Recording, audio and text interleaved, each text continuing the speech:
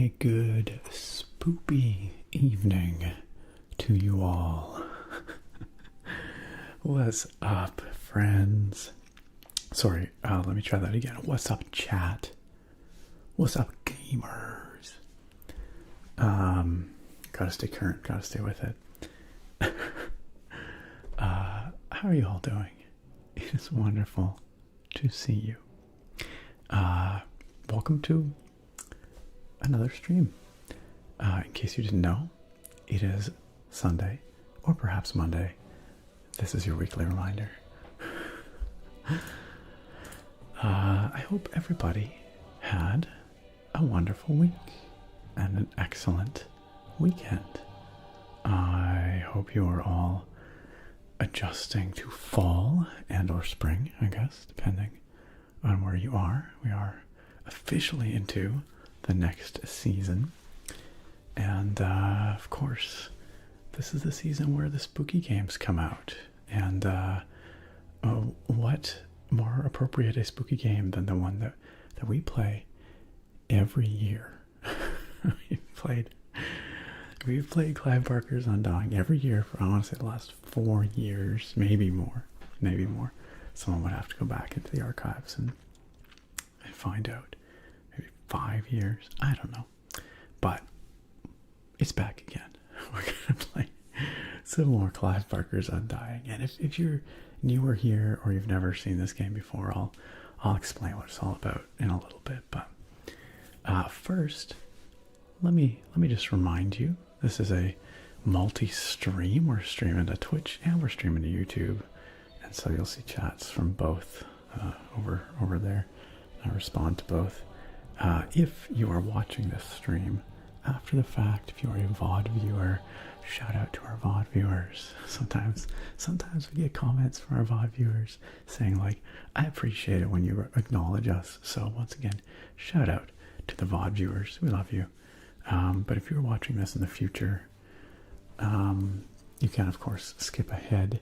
I like to yap a lot and will be yapping for at least an hour here before we get to the actual gameplay.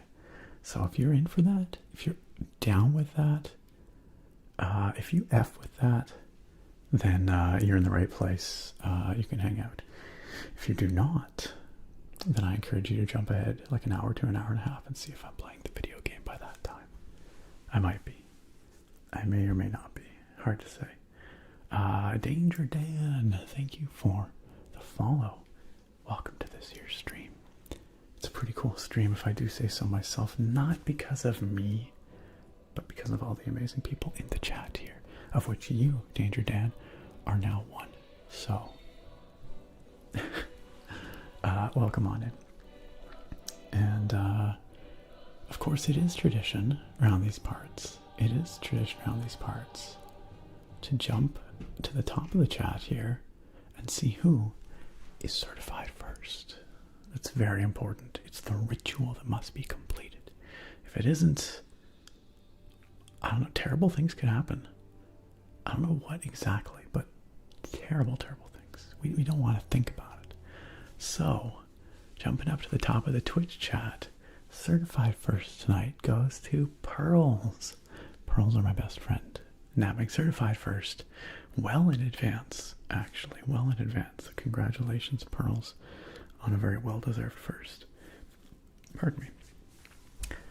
Certified second tonight going to Dylan. Dylan BBK coming in second place. Congratulations, Dylan. And certified third going to Otirub. Otirub, which is just burrito backwards. I'm giving away your secrets, Otirub. It's just burrito backwards. Congratulations on certified third, Otirab. And a big old thank you to Naga. The ASMR Naga coming on in with a 51-month subiversary. That, again, these numbers, at some point it's like, what does that mean? Well, it means 4 years and 3 months is what it means. But it starts to be like, it's hard to like conceive, or not conceive of, but like you know, like it's hard to hold the last 4 years all in your head at once. If you know what I mean. I don't know. I'm probably not making any sense. But it's like, sometimes it's hard to have perspective on time. I don't know. It just starts to feel like it all runs together. It's crazy. But, Naga, I really appreciate you being here for those 4 years and 3 months. And I hope we get to have you with us for many more to come. I appreciate it so much that I'm going to tap on this potato for you. For you. Naga says, howdy. Sorry I'm late. Send me the notification 15 minutes late. How rude. How rude. How rude. It's okay, you're not late at all. I pretty much just appeared here, honestly. Honestly. And you know you're not missing much for the first hour anyway. Let's be real. Welcome back to the Sub Club, Naga. And thank you again. Following up that, we got Beanard coming on, and Beanard with an 8-month resub. Beanard's been around for a lot longer than that, but 8 months in the Sub Club. Our potato pals, our spud buds. Beanard, welcome back on in. Thank you for your continued kindness and support. I did in fact have a great week. Thank you. Hold on a second. I said that before I thought about it. Did I have a great week? What did I do this week? I had a fine weekend. Yeah, weekend was good. I built some shelving units in the garage so we can start organizing stuff. What did I do this week? Oh yeah, this week. Last week, whatever. Yeah, it was fine. It was fine. Hope you had a great week. It's okay, Bernard. If you hadn't mentioned the grammar mistake, I wouldn't have noticed it. It's funny how the human brain just filters these things out, you know? Like when you're reading, I don't know, unless I'm in like analytical mode where I'm looking for issues. If I'm just glossing over something, my brain just filters out the errors. I'm sure yours is similar. Jake Bowman over on YouTube says, I hear you with regard to the years starting to blend together, run together. Absolutely. Speaking of the years running together, holy schmokalies. Our dear friend FamCam ASMR, aka Keith. Keith, how you doing, my friend? Keith with a 77-month resub, which Keith wants us to know is very close to 6.66 years. The devil's resub. The resub of the demon. I hope you're enjoying your very spooky, evil resub tonight. FamCam, thank you for being what's the word I'm looking for? Unmovable. That's not quite the word I'm looking for. A stalwart. No, it needs to be more fundamental than that. A foundational part of this community. There you go. I just had to search for the right word. For all these years, Keith, and also let's get a shout out. Shout out, FamCam ASMR, because as you may know, FamCam is not only a fantastic, wonderful, very kind, funny, talented member of this community, but also an awesome ASMR creator in his own right. He streams, he makes YouTube videos. He's just generally a cool guy. Go check him out. Go check him out. Go show that man some love. You know what I'm saying? And welcome back on in to our Potato Pals, Keith. Our Potato Pals. Y'all can just go hit that heart. Makes it real easy. You can hit that heart up there. You'll be following FamCam. Who else we got here? Over on YouTube. We gotta do the top 3 on YouTube. Pardon me. Over on YouTube, Ice Regan, certified first. Congratulations, Ice Regan. How are you this fine morning, Ice Regan? Tranced, certified second. Congrats. And Team Brownie, certified third. Congratulations to all 3 of our top 3 over on YouTube. Hello, Yakinono. Hello, Fire Goals. Hello, Zach. Yes, tonight's beer, Fire Goals. I didn't have a really appropriately spooky beer, so I found the spookiest beer I could find in my fridge. It's not very spooky, but it is from Bones Brewing, and there's a skull on it, so you know there's that. Tonight I've got a raspberry sour. I think I mentioned last week I'm trying to get through my summertime beers, and then I'm gonna have to go and pick up some nice fall beers, some autumnal beers.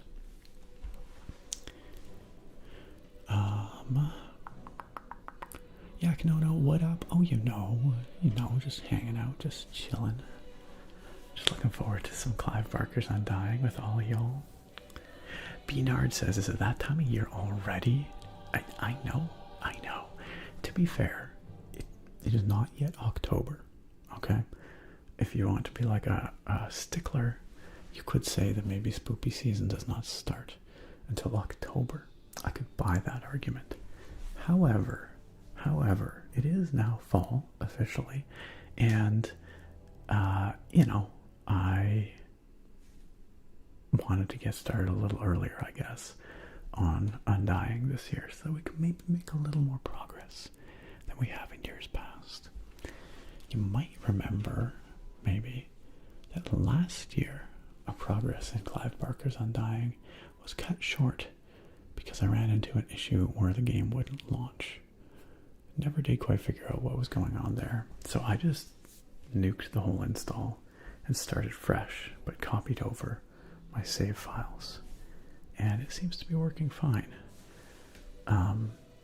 It is, of course, an older game. Clive Barker's Undying dates back to 2001, which is increasingly sounding like a very long time ago, and so to run on modern systems well, it requires a few mods.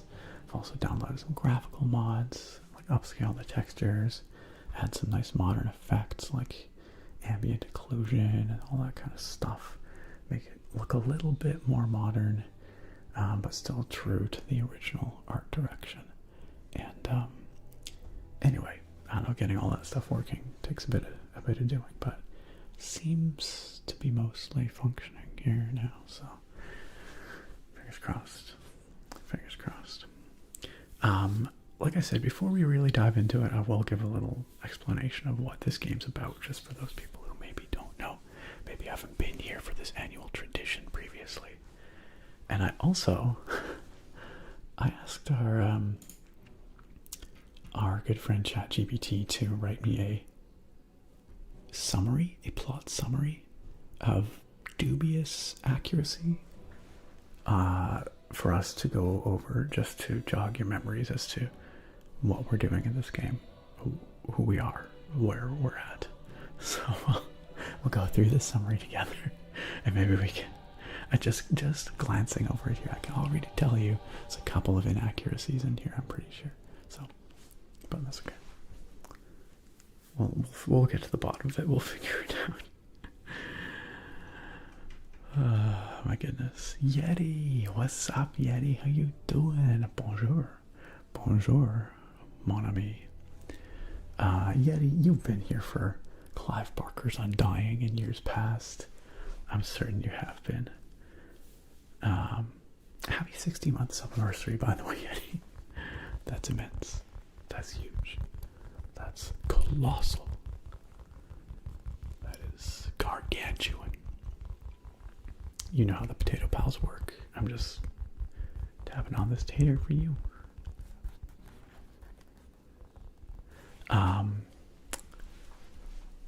Over in the Twitch chat again, Bruce popped in after OT Rub. So Bruce was certified 4th tonight, and Bruce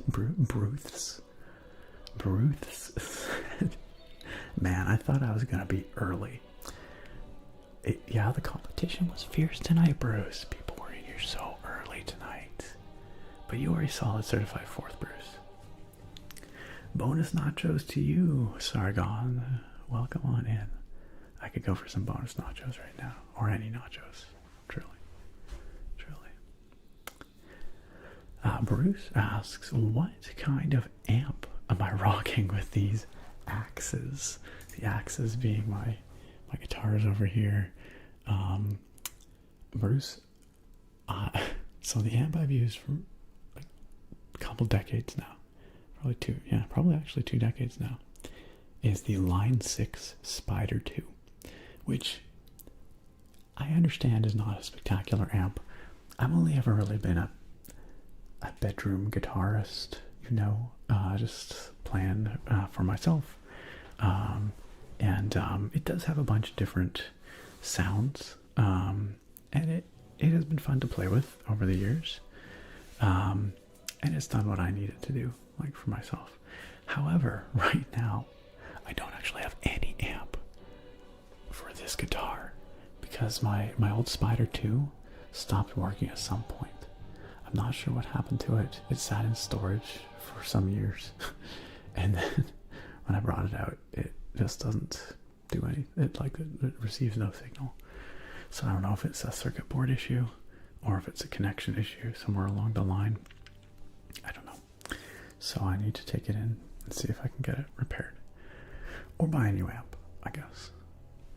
But I kind of have a soft spot for that Spider 2, truth be told. It was a gift when I was a young man, merely a teenager. So, and a young teenager at that.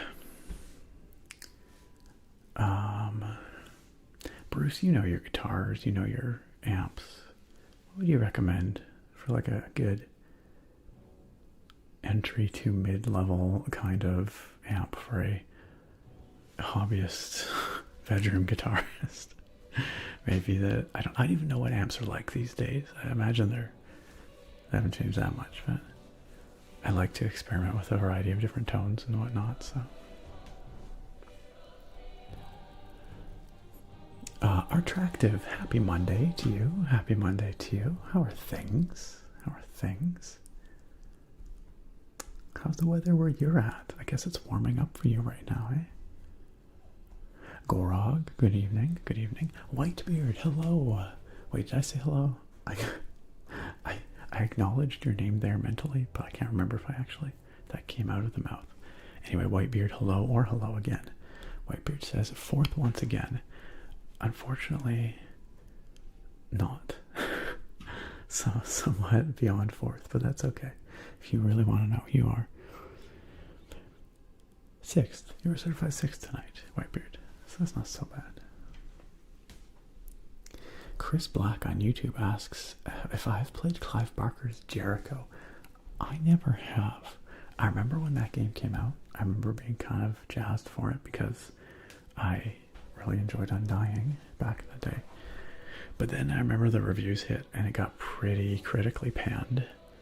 And I think that's where my excitement for it dropped off, and I never did play it. But in years since then, I've heard some people saying maybe it was a little unfairly criticized, like it was criticized maybe a bit too harsh, that it is maybe a bit of a cult classic of its own. Do you have good memories of Jericho, Chris? Ilk, good evening to you. It's nice to see you. Welcome on in, Ilk. Norgrill is here. Norgrill is excited to be able to make it to stream tonight. I'm excited to have you here, Norgrill. And to return to our spooky season game, our classic spooky season game. I have such a soft spot for this game. You all know I do. And I appreciate you all humoring me when I bust out this moldy old thing every spooky season, because I know not everyone has the same nostalgia for this game that I do, and I also recognize that it's a pretty weird fit for an ASMR stream. I fully acknowledge that, but part of this channel is me indulging in what I enjoy. So thank you for humoring me. And I think along the way, I think the game has won some fans amongst this chat. I think some people actually do enjoy it. At least that's what I tell myself. Azuka the Foofer, welcome. Glad you could make it to this one. Glad you could make it. little bit. How's life so good for? Kuro, good evening to you. Good evening to you. Glad you could be here again.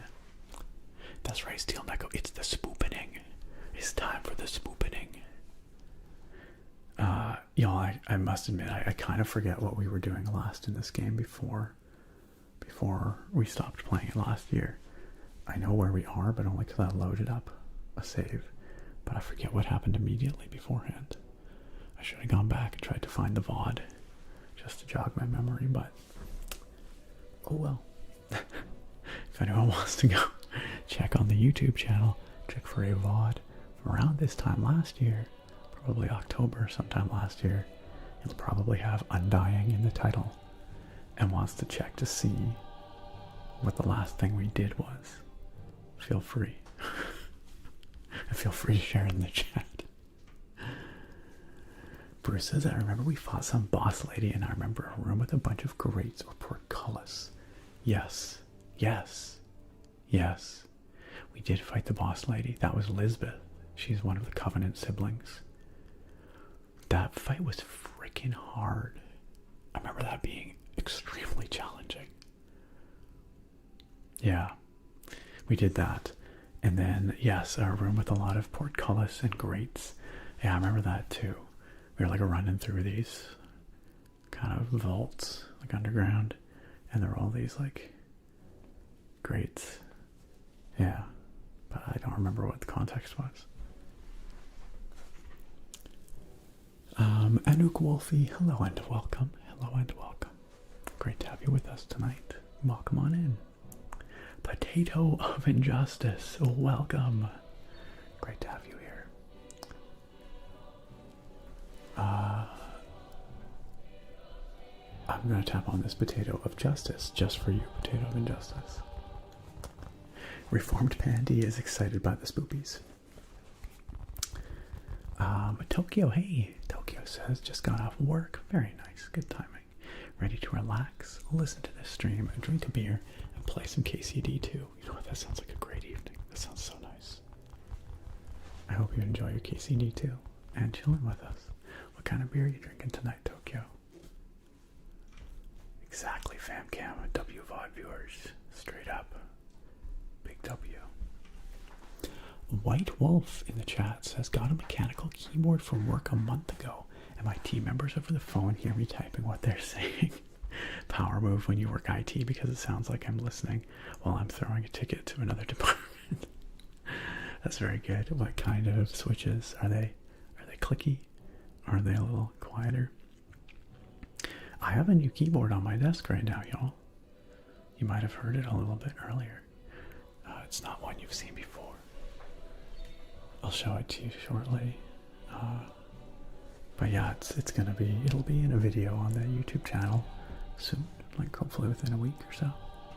I'm just testing it out, you know, so I can give you a verdict on it. Which is to say, Relaxing Reviews is so back, gang. So back. Or will be very soon. Chris Black says, Jericho was a ton of fun back then. All the characters you play as have varied powers. Too bad it was poorly reviewed. I recommend it. Can you get Jericho on any digital storefront? Or do you have to have a disc? Like, I don't think I've ever seen it on Steam or anything. I feel like that's one of those abandoned games. Abandonware, as they call it.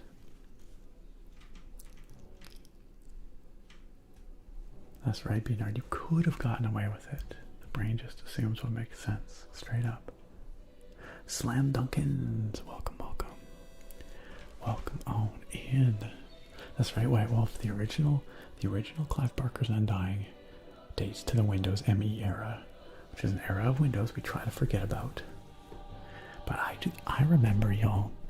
Let me just share my old man stories with you. I remember when my good friend Greg, his parents, got a new PC around the turn of the millennium, and at that time, processor speed was increasing like leaps and bounds every year over the space of, like, I want to say about 4 years, we went from like a 166 megahertz Pentium being the standard to like over a gigahertz, like 1.5 gigahertz CPUs being standard.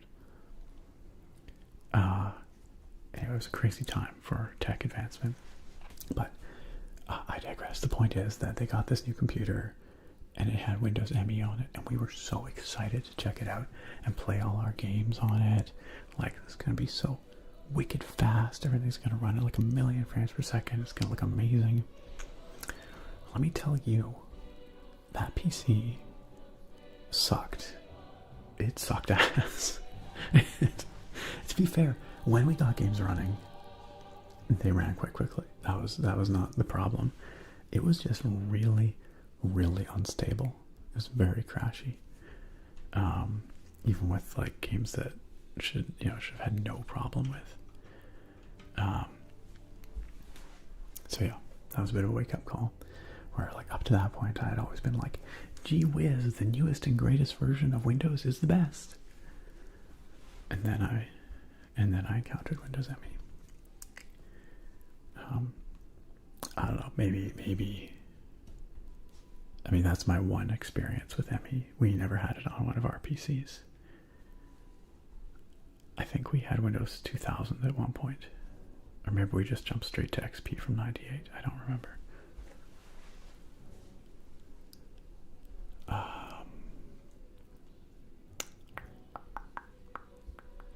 Anyway, I don't know if that was my story. Windows ME sucks. That's my story. Good evening, John himself. Welcome. John himself says, "Good evening. I was wondering if a game like Warhammer 40k Rogue Trader was on your radar at all." It is on my radar. I have looked at it on the Steam store. I do not possess it, but perhaps if I find it on a good sale, I might grab it one of these times. I enjoy me a good RPG, of course. I know Owlbear puts out some great stuff. Mostly for me, it tends to be like a time thing. Like, do I have another 80 hours to sink into something like that? Maybe. Maybe not. Depends on how much I enjoy it. Rizu, welcome on in. Welcome. Yeti says, "Yes, sir, a spooky season tradition," referring to Clive Barker's Undying here. Jamira, hello. Welcome. Welcome. Famcam says, "Loving this background. I didn't know you play guitar." Wait, what? I never told you. We never had that discussion. It's probably because I haven't actually played guitar for quite some years, except for recently picking them up again and plucking the strings a little bit. But it has been a long time since I played regularly. But I'm glad you're liking the background. Thank you, Keith. It's slowly coming together. Slowly getting there. I put up a few more keyboards. Okay, I put up like 5 more keyboards.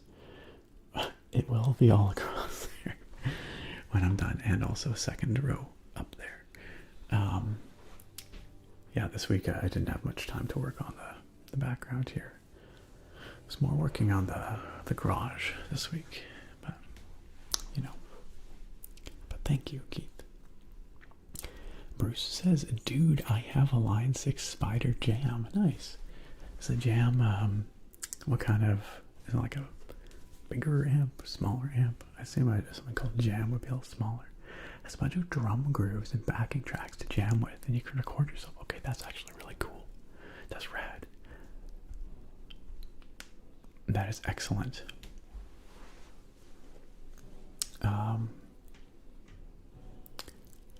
You jammed Jericho and Dark Watch for a little while back in the day. I don't know what Dark Watch is. Did you enjoy Jericho, Bruce? Beanard says, "Gonna be knocking out the last of the entries in my Silksong Bestiary." Which is the last of what I need for 100%, so I can move on to Hades 2. Yeah, Hades 2 hit hard, eh? Seems like it's knocking the socks off of critics, at least. Yeah, we are extremely spoiled for good games this year. Peanut says, I remember that one boss fight 1 or 2 years ago, which felt like it was bugged because of how much damage you were doing. It just wasn't killing her. It really did, right? It kind of felt that way. I'm glad some of y'all agree, because man, that boss fight was brutal.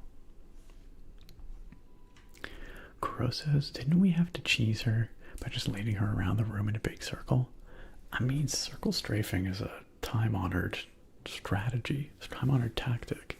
I don't think we cheesed anything. I think we just used the tactics that the game wants you to use. But yes, we did kite her around the room quite a bit. Dagger Day, hello. I'm glad you could make it to the stream. Welcome. And thank you for the kind words, Dagger Day. Slime Duncan says you seem to have many keyboards. I do have many keyboards. This is just a small fraction of the keyboards that lie lurking within this closet and those boxes. Bruce says, I need someone to stop me from buying more mech keys because I've bought 2 in the last month. I have an M1W in my cart.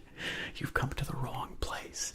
If you're looking for discouragement about buying mechanical keyboards, Bruce, you're in a dangerous place. You've come to the wrong place. Gracie, hey Gracie, wonderful to see you. Welcome. How are you tonight? Gracie, thank you so much for coming on in for another one for 22 months in our sub club and much longer in this community. I love having you here, and I'm glad you're here tonight. Welcome, Gracie. Another month of potato emotes. Absolutely, please do enjoy all your potato-based emotes tonight and for the next month. Thank you, Gracie. And welcome. Oh, also, shout out. Wait, I can't really shout out your Twitch, but I can go to your YouTube channel and shout you out that way. Gracie, much like FamCam, not just an amazing person, not just an awesome member of this community, but also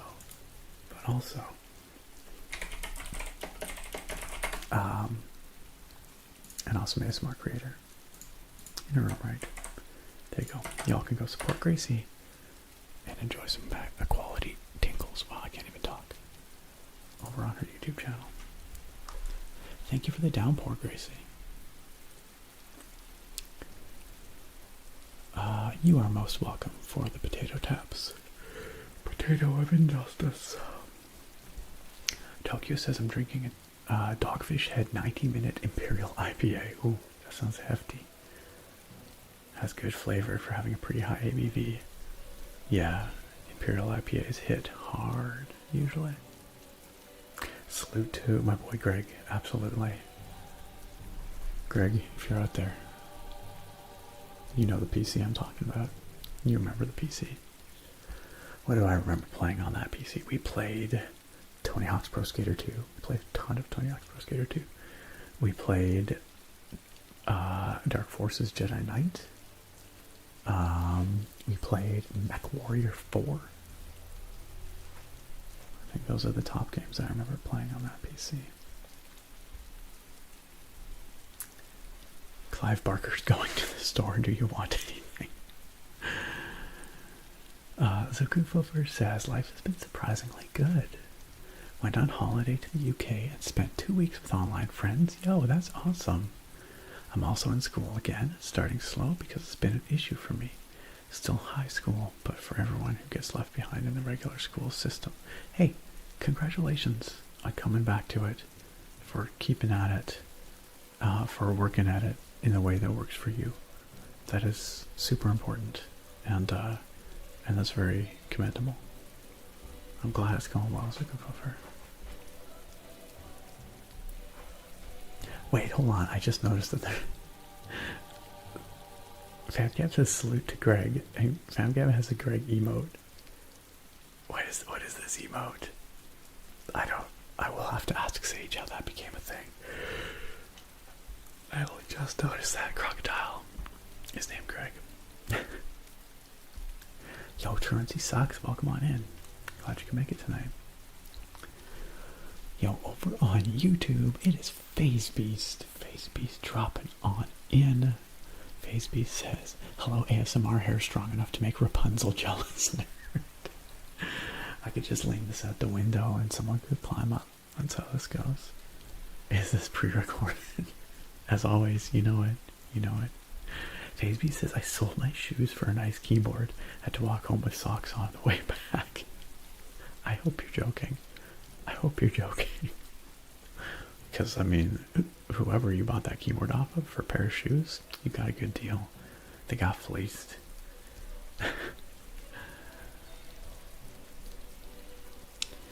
Kuro says, I unfortunately don't have many memories of super early tech.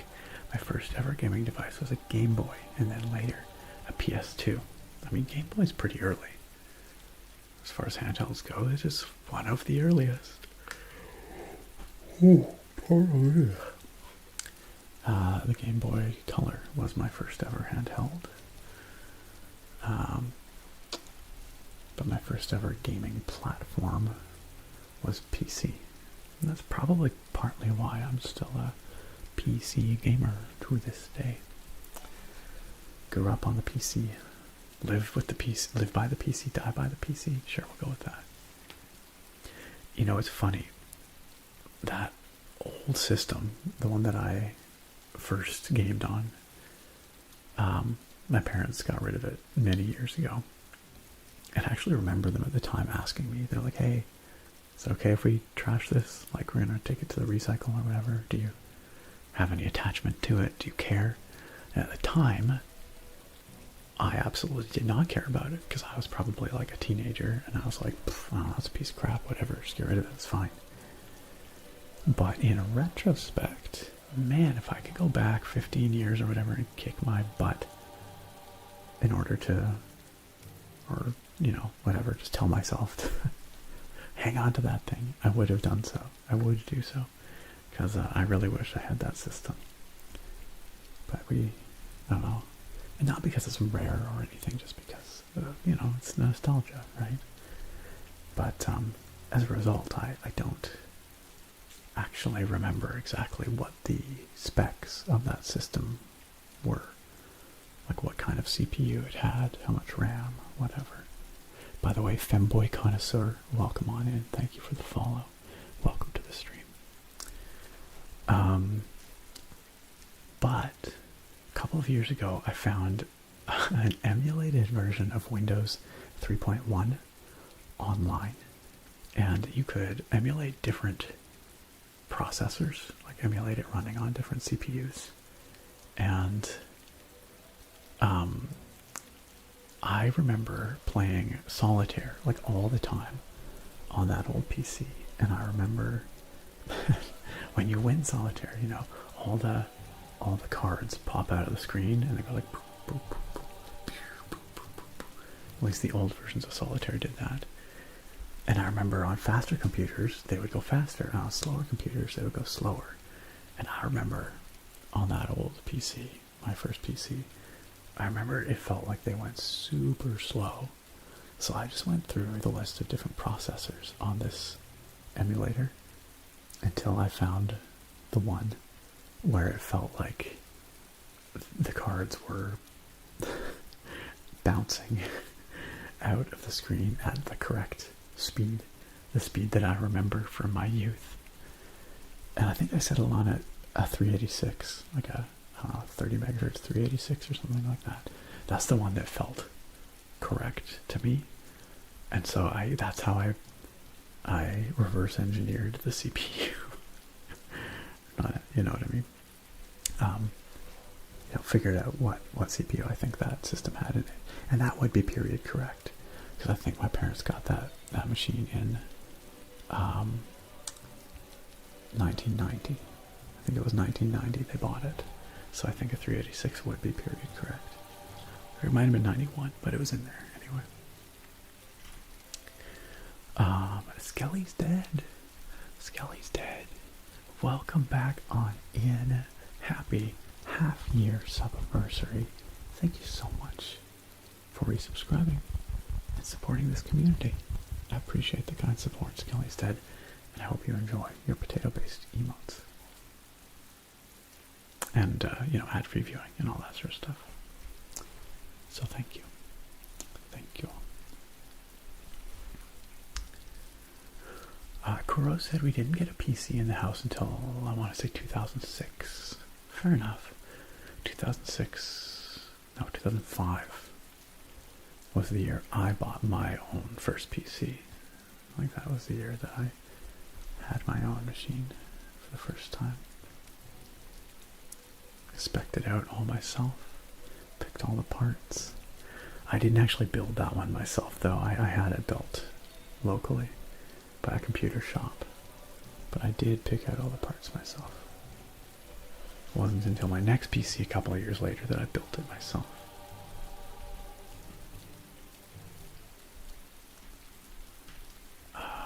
Dead Boy Jovi, how you doing? Welcome on in. FanCamp says, Nick, have you not been talking about hair?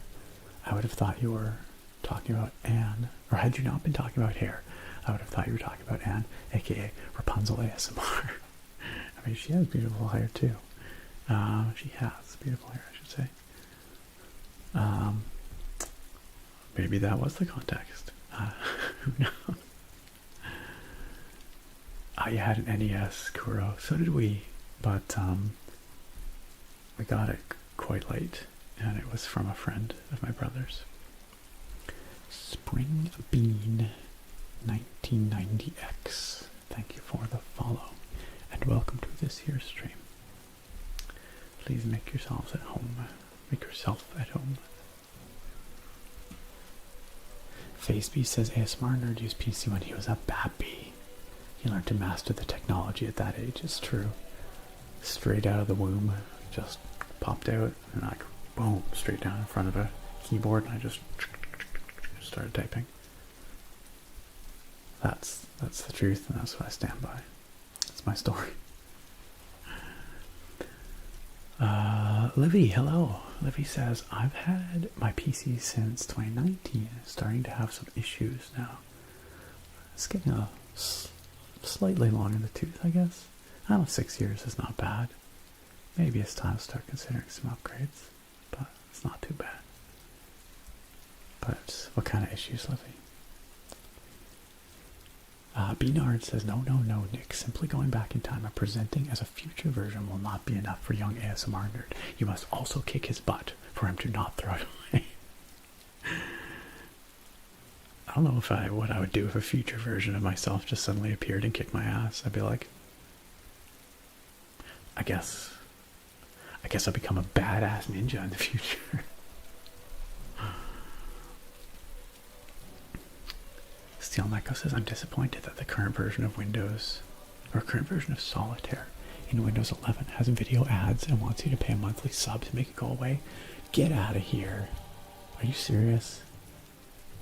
Ugh, this is truly the end of civilization.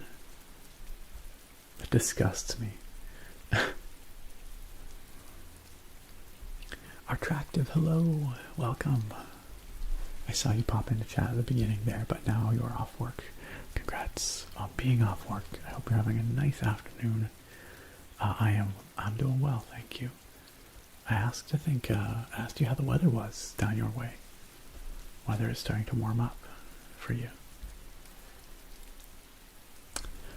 Bruce says, hey Nick, the Red Dragon K708 is pretty solid.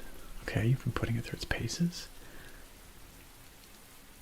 It seems like they're trying to kick it up a notch for their custom space entries.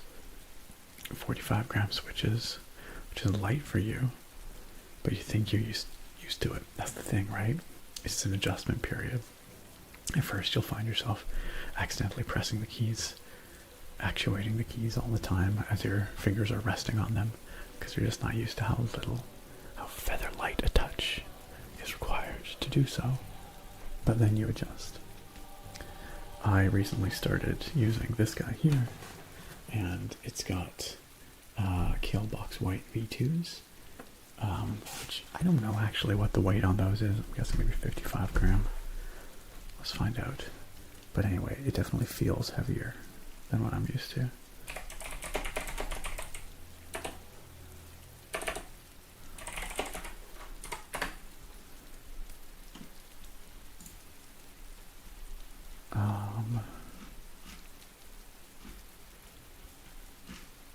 tell me what's the actuation force? It says they're 45 plus or minus 15. I don't know. It felt heavier than that anyway. Okay, that's the operation force, but the tactile force to get over the bump, 55 grams. So there you go. That makes sense. Because my fingers were starting to feel a little tired using it initially. I'm so used to light linears these days.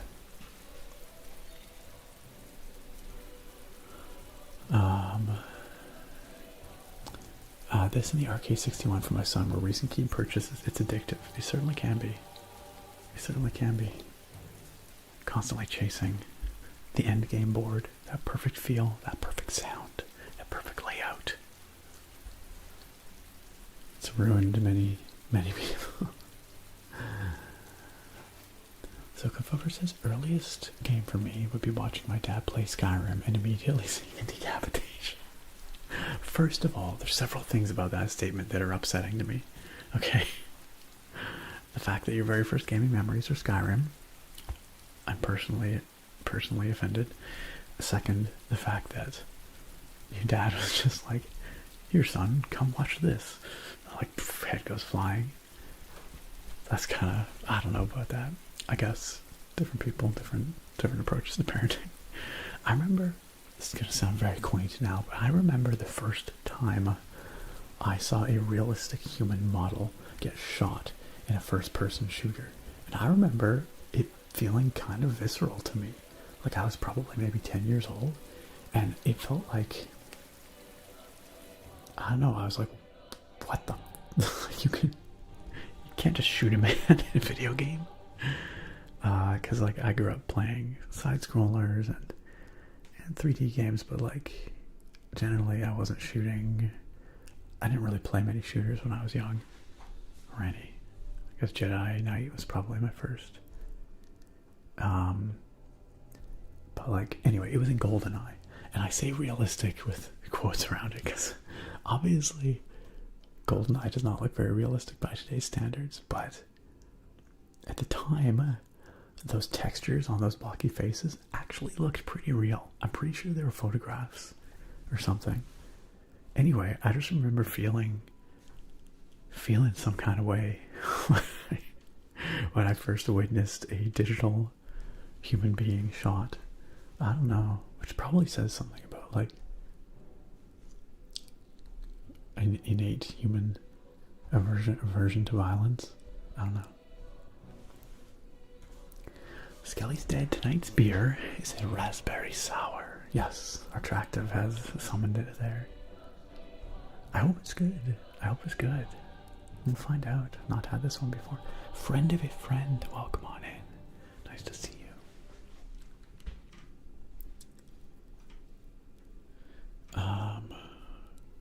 Sargon says, my first gaming device was a Super Nintendo, and my first game, and still one of my favorites, was Donkey Kong Country. Donkey Kong Country was incredible.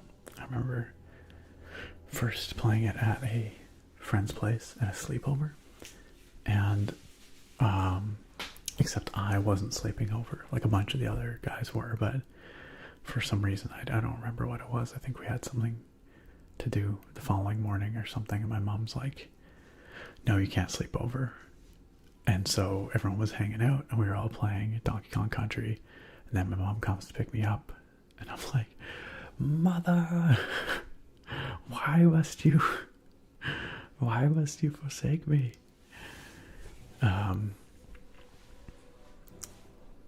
But yes, I just wanted to keep playing it.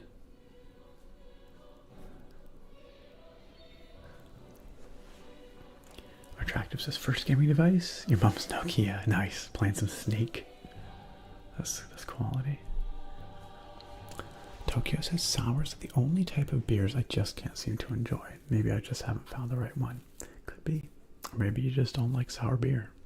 Maybe you just... I can see it. Like, they're pretty different, right?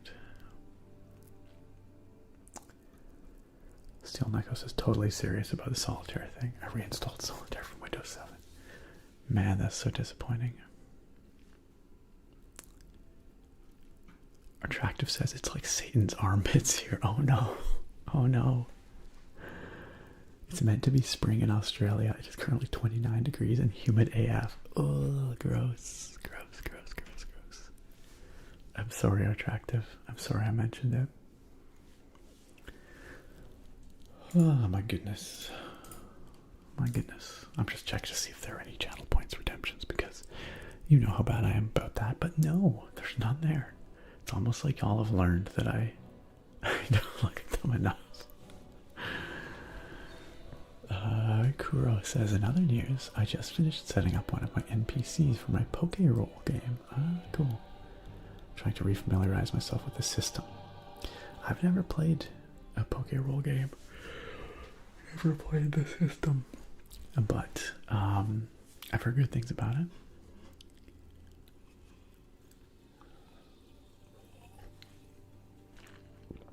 Oh, the 45s are heavy for you, Bruce? You're used to 35s. Oh, those are extremely light. Those are very light switches.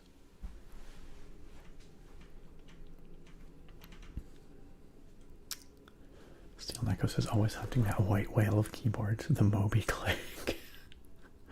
Very good. I like it. See what you did there.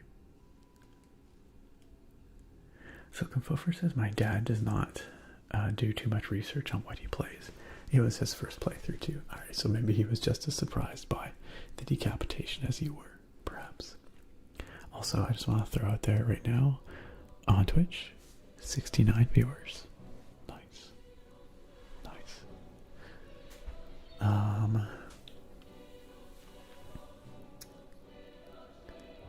Famcam says, oh, I remember feeling like it was real life when I played GoldenEye for the first time. Right? Like, those graphics were something else at the time. At the time. They truly did look photorealistic at the time. I don't know. It's hard to imagine, but they did. Really. Potato of Injustice, you make a good point. Back in the day, we were playing those games on CRT displays. And they did actually make those games look better. Because CRTs have sort of an inherent kind of anti-aliasing almost, and also like the grill pattern often lends. It's hard to describe, but like if you ever look at photos of like raw pixel art or pixel art on like a modern LCD next to pixel art being displayed on a CRT, which it was like designed for, the difference is stark.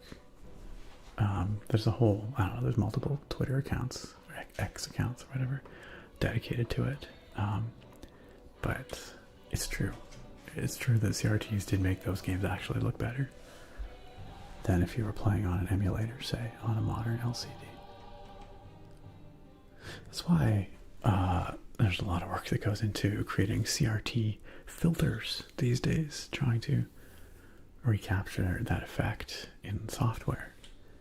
You know, as a shader or whatever, so that you can kind of appreciate the pixel art from that era as it was intended to be visualized, approximately, at least. Closer than just the clean pixels, anyway. So Confofer says Skyrim also isn't the worst. It looked like popping off a Lego head, which I had done before. That's true. That's true. The default decapitations in Skyrim are not that bad. They're not that bad. Until you download the mods that add like all the blood spray and the body like twitches. Handsome Dashing Princess, welcome. Handsome Dashing Princess says, hi Nick, may we see a picture of you at that age? Which, the teenage age I was describing? Or the age where I was shocked by GoldenEye violence? Or the age where I was playing solitaire on my 386? Truth be told, I don't think I can show you any of those because I don't think I have photos. I certainly don't have any digital photos of myself at that age. I'm trying to think if I have a... 1 second. 1 second. I do have a photo of myself when I was very young. 1 second. It just so happens that my aunt, last year Christmas time, she gave me a couple of these old photos of myself when I was very young, just in my Christmas card. She's like, hey, I found these and I thought I'd give them to you. And recently I just found those photos in a box that I was unpacking. So just let me grab them over here. It just so happens that I have them. Okay, I'm very young in these pictures. I'm like toddler Nick. I'm not sure what I was doing in this picture, but it looks like I decided, oh my gosh, that's so blown out. I decided that the toilet paper looked like it'd be fun to take off the roll. I'm pretty sure that's what's happening there. It looks like I've just taken all the toilet paper off the roll. There you go. That's like probably 2-year-old Nick. And it just so happens that I have this photograph here. Like a cat does, exactly. Getting some Nick lore. Apparently so. I look like, here, let me just, I'm gonna turn down the ISO on here so that I can hold it a little closer to the camera, because by default, or like with my current ISO level, it gets way too blown out when I hold it close to the camera. Here. There you go. That looks a little better. I look like, oh shit. Oh. I've been found out. Look at those. I think I'm wearing denim pants. Or maybe not. I can't really tell. Yeah, bonk, fair enough. But that sweater is quite something. Looks like a Christmas or wintertime sweater. This must have been around Christmas time. But yeah, absolutely. I knew the jig was up. I knew I'd messed up. Anyway. There you go. Babby Nick.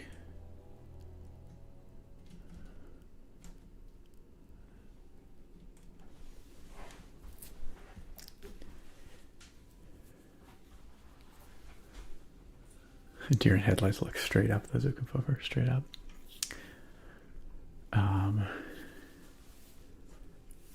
So there you go, handsome dashing princess. I hope that's what you were looking for.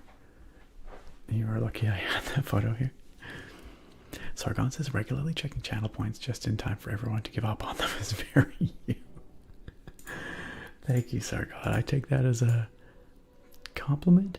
But you know what? Look at that. I'm checking them now. And here we have Clarbus with a beard combing request. Clarbus, you know it. You know we can do that for you. Clarbus, I think I missed your beard combing request like the last time or two, so thanks for your patience.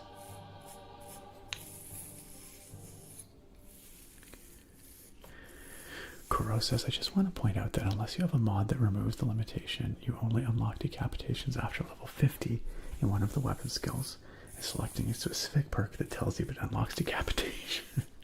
And if you somehow got to level 50 in the 1 or 2-handed tree without experiencing a kill move, I'd be frankly impressed. That is worth noting. Kuro. Maybe Zukenfofer's dad did know what he was doing, after all. Lionheart, nice to see you. Welcome on in. Glad you could join us. Lionheart says, hey Nick, cuddling with my little one after an extremely difficult past 25 hours. I'm sorry to hear. That has been a challenging day. I hope things get better from here. I'm sure they will. I'm sure they will. Say hello back to your little one, please. Hello. Glad you can join us. And let's get a shout out here for Lionheart. Shout out. Who y'all know is an awesome member of this community. Someone we love to have around here, but also an awesome streamer. Variety game streamer here on Twitch. Lionheart streams all kinds of stuff, but definitely a propensity for everyone's favorite misanthropic burglar. The Thief games. Lionheart loves the Thief games, and also does some chill gaming as well. So go hit that follow. Support Lionheart. Retractive says, me and my brothers had a very competitive era of 3D pinball on our whole family computer. I love it. 3D pinball debuted with Windows XP, is that right? I could be wrong about that, but in my memory, that's when I first played it. I haven't aged today, thank you. I look about the same, but my hair grew longer. That's the real difference. Yeah, straight up though, now I got just like a cat. Deep Nick lore. Potato of Injustice, you have a similar photo. Enco, did I say hello? And Enco, did I say thank you for subscribing? I don't think I did. Enco, welcome. Enco, happy 21 months anniversary. Happy 21 months anniversary, Enco. I'm going to tap on this tater. I think you resubbed while I was showing the photograph, which is why I was a little distracted. Yo, what up, Smitty? Good to see you over on YouTube. Welcome on in, Smitty. Welcome on in. Enco says, hey, just wanted to share that as of 45 minutes from now, I will be 27. Yo, does that still count for the birthday song? Of course. Of course. Do you want us to wait for like the stroke of midnight where you turn 27, or would you like us to sing for you right now, slightly early? The choice is yours. The choice is yours. Yo, Vanquisher, good to see ya. Welcome on in. Glad you can make it tonight. Doing great, Vanquisher. How about you? Attractive says, such a cute outfit though. Meanwhile, toddlers these days be wearing Doc Martens and Gucci's with filters. Gucci's? Did I say Gucci's? We'll go with that. Do they? I don't know.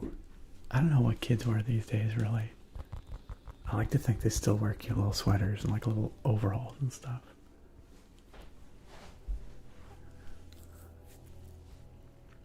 Love to have you here, Lionheart.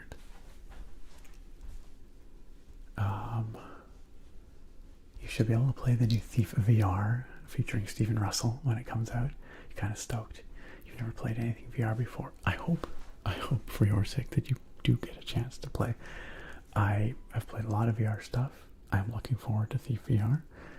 But for you being the Thief mega fan you are, the return of Stephen Russell, I understand why you must play it. So Confofer says, once I started playing myself, I had to look at my dad's old run.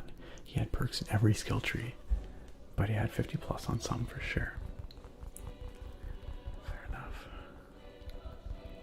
And Co says, I'm going to fall asleep if we wait. Let's do it early. Okay. All right. Let's mute the apocalyptic Undying music, and let's all come together to wish Enco a very happy birthday about half an hour from now.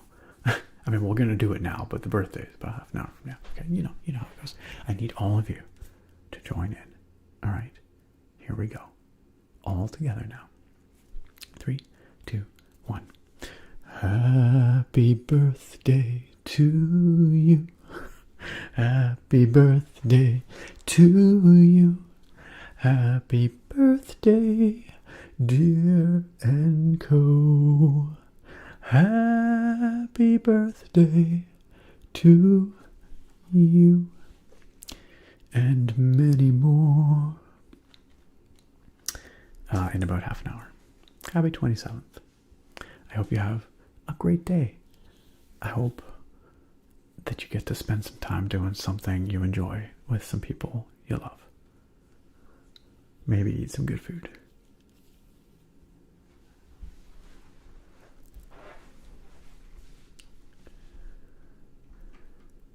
Alright, let's bring back that music.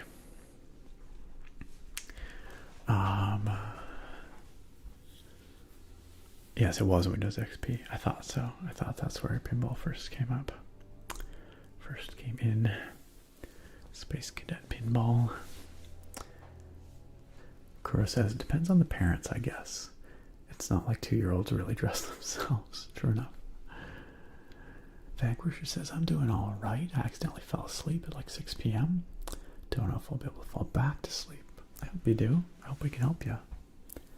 New job's going great. Awesome. I love to hear that. I know that you are in need of that.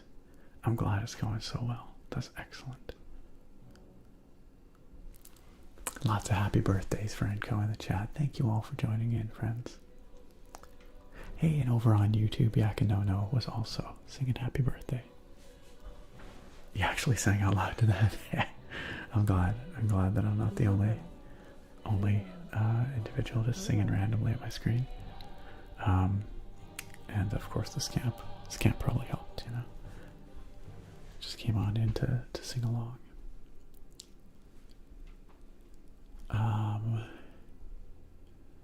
Handsome Dashing Princess says, thank you for sharing the pic. As a kid in the late 90s on PC, I played a first-person character who wore a mecha suit that allowed you to move via hydraulic jump lifts on various outside terrains. Does this game ring a bell?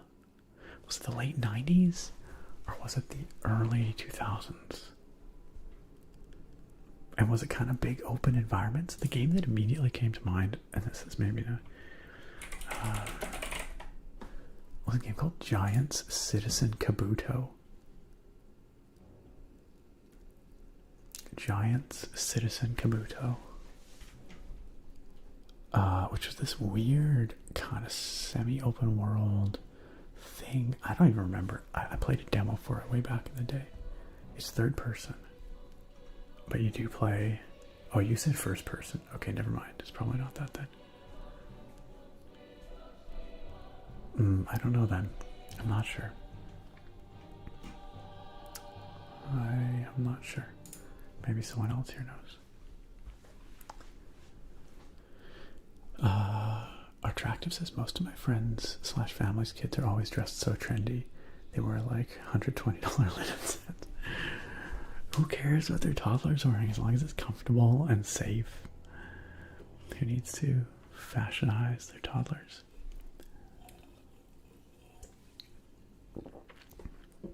I guess it's a flex. I guess it's the parents flexing. Libby says, Nick, what in your opinion is your favorite keyboard review that you've ever made? That is a good question. My favorite review. So not necessarily my favorite keyboard, but my favorite keyboard review.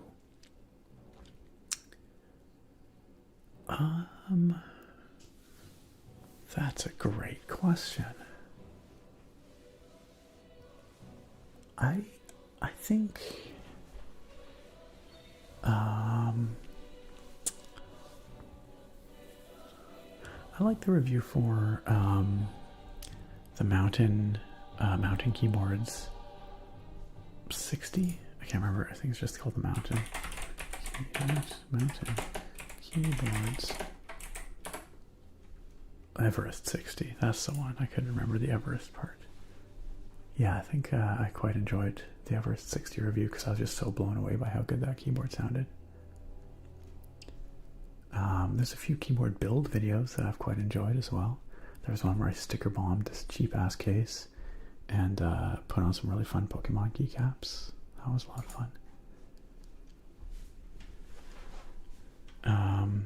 What about you, Livy? Do you have a favorite keyboard review that I have done? Rico says lots of lovely people in the chat today. Thank you so much, everyone. It's good to see everyone. It is so good to see everyone. Yakanano is suggesting the Clash at Demon Head as the game that you might be thinking of. Handsome Dashing Princess. I'm not familiar with that one. Clash at Demon Head. So that's a side scroller by the looks of it. And I think Handsome Dashing Princess was saying it's a first person game. So I'm not sure.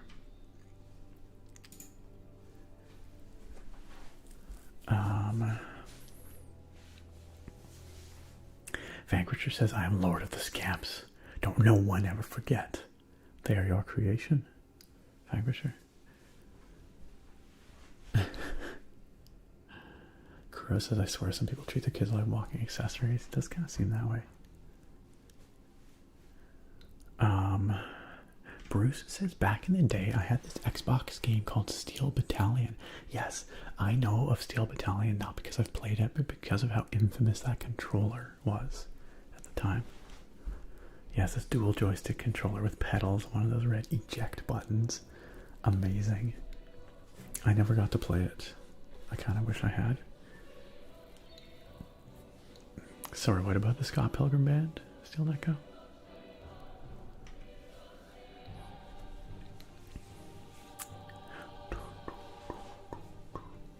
You like that one, Levy? You're looking at some earlier. You're going to try and look through some vids. Well, let me know if you find a favorite.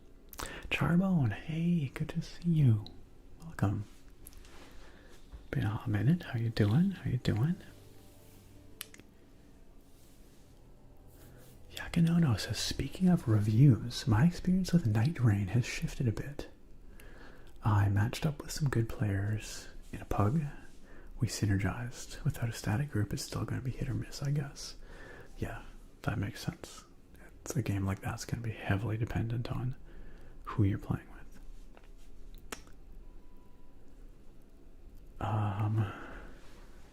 Bolos, Anakin versus Obi-Wan? What about it? Best lightsaber fight of all time? Yes. Actually, what is the best lightsaber fight of all time?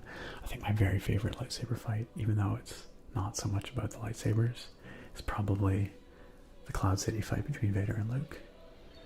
Second for me might go to probably the Duel of the Fates with Maul, Qui-Gon and Obi-Wan.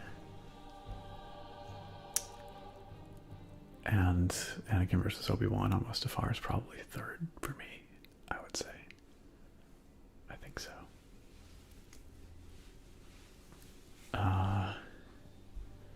Bolos says on the music. It kind of has a bit of that vibe, doesn't it? Speaking of which, video games, friends. Here we are. We're an hour and 20 into this, hour and 25 almost, into the stream. And I reckon it's probably time we played a video game. But wait. I have to open tonight's beer. We have to do the beer pour. It's the law. If I don't, terrible things will happen.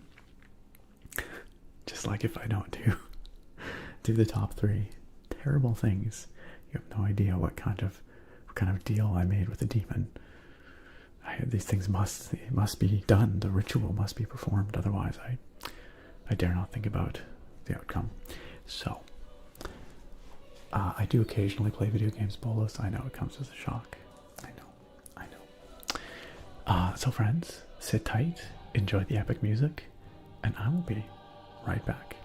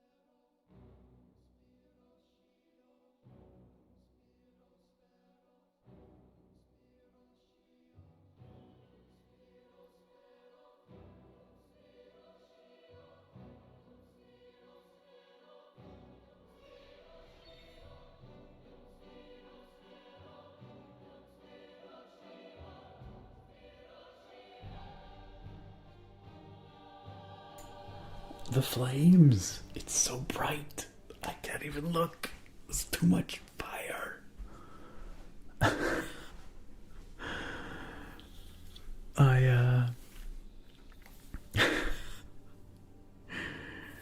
One day, I shouldn't even bring this up, but one day, y'all are gonna get last year's holiday cards. And that day, I hope you appreciate them. I hope you appreciate them. Because I think they're very funny. Tokyo asked, never played a Silent Hill game, but I love the Japanese theme of the new one. So do you think it's worth getting during spooky season? I couldn't tell you because I have never played a Silent Hill game. So I think it's been fairly well received. So if it looks like something that might interest you, thematically and gameplay wise, go for it. But I couldn't say, having never played a Silent Hill. Dylan, that's definitely some flames you got there. Sargon though, doing what Sargon can with the Blastoise squad. Cannot stand against all the flames though. Handsome dashing princess in there, lighting things on fire. Sukunfuffer, lighting things on fire. Naga, lighting things on fire. Yo, Sly Blue Demon, what's up? What's up? Oh, hey, Sly Blue Demon, I just noticed you requested some mic scritches a little while ago. Some mic scritches. No, wait, that's Sukunfuffer. Sorry, I don't even know why I got that wrong. Sukunfuffer. Got some mic scritches going. Sly Blue Demon, happy 29-month anniversary. I'll tap on, I'll stap. Oh, I was gonna say scratch, but I won't scratch on the potato. I'll tap on the potato in just a moment for you. But welcome back for another one. I appreciate it. Thank you for your continued kindness and support, Sly Blue Demon.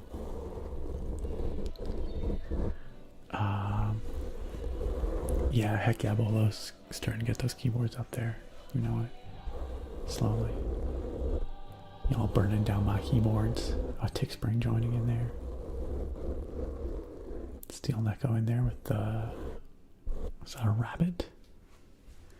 In fire. The fire in this music is very good. Send in the 2nd Battalion. Sargon brought in the 2nd Blastoise squad. Some good looking flaming Doritos you got there, Tick Spring. They're pushing back, we need more. There's a lot of fire, y'all. Dang, I should have expected resistance. Surprise Suicune attack. I'm not sure who came out on top there, truly. I shouldn't have mentioned the holiday cards. Polo says, I've moved 3 times since last Christmas. I'm gonna have to send an email to every single person to sign up for those holiday cards and ask for an updated address. That's what I'm gonna have to do. This is the game music, Bolos, yeah. Hey, Nakoma, good to see you. Enjoy your lurk. Glad you could be here, though. Sleep well, Nakoma. It does have a bit of a Star Warsiness to it, Bolos. I thought you were just joking, but no, it is. It is the game music. Kuro says, if you want a good Japanese-themed horror game, get Death Mark. Never heard of it. Point-and-click style game. Cool. Death Mark. Very neat. Nakoma, thank you for the blood sugar check. That is quite timely in that I checked my blood sugar while I went and got my beer, and I noticed it is very high. I took a little adventure after dinner there and went up to 11.3. So I took a little bit of extra insulin just now. So hopefully that'll bring it down a bit, because that is a little too high. Do not want it up there. But thank you, Nakoma, for looking out for your streamer. The flames are unquenchable, says Naga. We'll see about that. Maybe this beer will help. Tonight's beer, friends. Tonight's beer is the Bite Me raspberry sour. And while it's not exactly spooky, it's kind of freaky. I don't know. It's like a very scary looking snake. It's got a bunch of snakes, scary looking snakes, and a bunch of raspberries. It's kind of a wild piece of art, actually. Snack, danger noodle. It's kind of cool art. Yes, the Bite Me Raspberry Sour from Bones Brewing. Bones Brewing is a really micro brewery here in Victoria, BC. So micro, in fact, they don't have their own brewing location. They rent out space from another brewery. They rent out space from Lighthouse Brewing. But I guess, you know, there's a brewer, a guy who designed, or girl, a person who designs these, not designs, but, you know, develops the recipes and decides on what beers they're brewing and selling. And so, yeah, it's kind of this interesting, very, very small, very indie. Kind of looks like a snake with a T-Rex head. Yeah, a little bit, you're right. You're right. Kind of does, doesn't it? Let's see what the beer lore is about. It says here, 1,000 pounds of raspberries are added to our kettle for a big, tart, fruity punch. Ingredients: water, and hops, malt, yeast, wheat, oats, and raspberry puree. So it's got more than just barley on this grain bill, this malt bill here. We've got wheat and oats, so this is going to be hazy, smooth, probably. And of course, all those raspberries, so it's going to be fruity, flavorful, and tart. It is 6% ABV, 6%. But yeah, fun can. Neat design. This is, of course, sort of a leftover from the summer still. I still have a couple more summery beers to get through here before I get into the fall pumpkin ales and that sort of thing. So, but soon though, soon.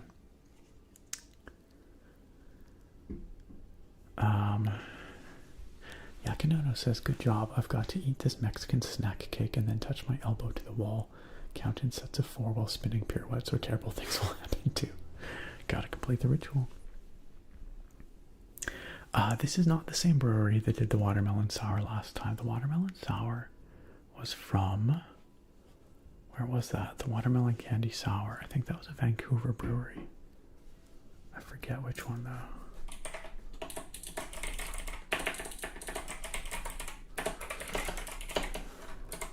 It was Wild Eye Brewing from North Van. Yeah, Wild Eye Brewing. So no, this is a different one, but similarly fruity kind of beer. Oh really? I've never heard that term, Yakinono. Never heard that term before. That's cool. It's good to know. Take Spring asks if I'm planning to watch Tron Ares. Maybe. I really enjoyed Tron Legacy back in the day, but I have not watched it for many years. If it reviews well, I could be convinced to watch Tron Ares, yeah. Sargon says, well, sir, I will have to catch the beer pour in the VOD this time around. Oh no! We've dallied too long, and now Sargon cannot enjoy the beer pour with us. I'm sorry, Sargon, but I do hope you enjoy it in the VOD. Meanwhile, I will move towards the beer pour right frickin' now. Thank you for being with us, Sargon. You have a wonderful stream. And we will. A wonderful stream. I mean, if you were going off to stream, have a wonderful stream, but I'm pretty sure you're going off to sleep. Is that what we're calling sleep now? Streaming. Have a great sleep, Sargon, and we will see you next time. Have a great week. Alright, let's do it.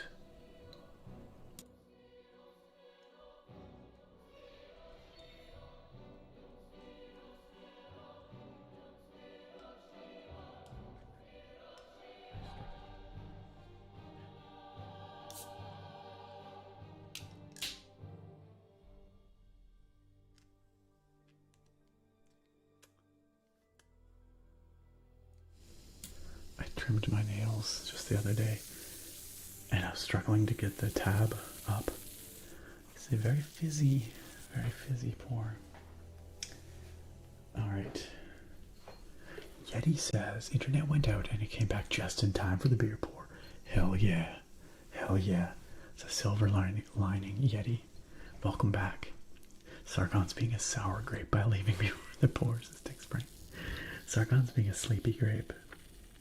Okay, well, whether you're watching this live or in the VOD, I hope you enjoy it. Let's pour.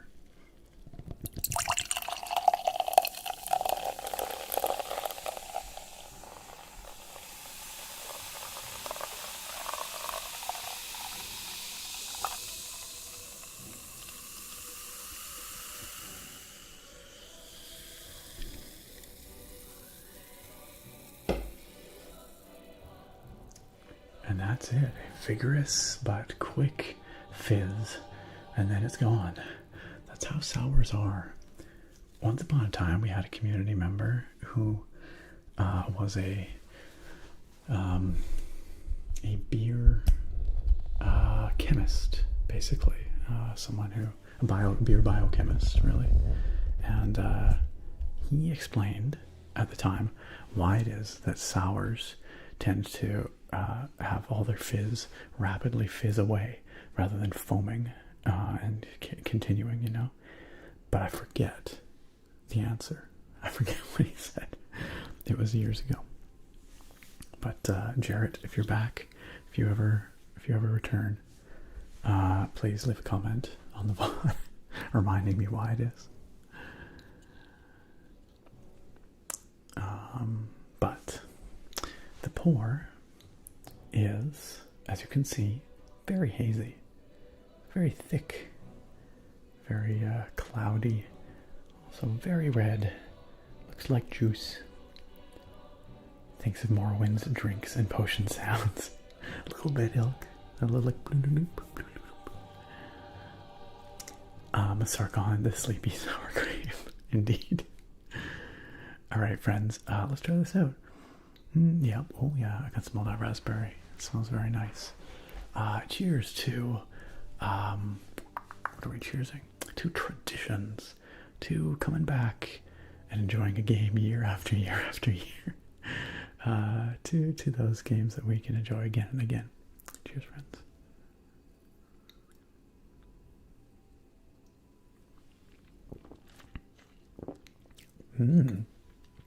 Lots of raspberry. Very tart, but not very sweet at all. I was thinking we might have a little more sweetness along with the juiciness, but it's quite tart. Lots of raspberry flavor, but not sweet.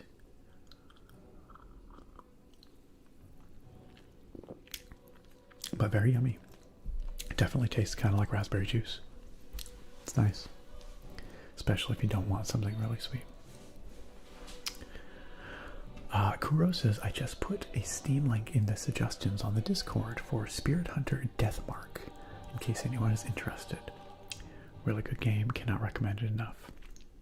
This is coming from someone who doesn't really like horror. I'm surprised that you did not, or that you do not really like horror, Kuro. But thank you for the link and the suggestion.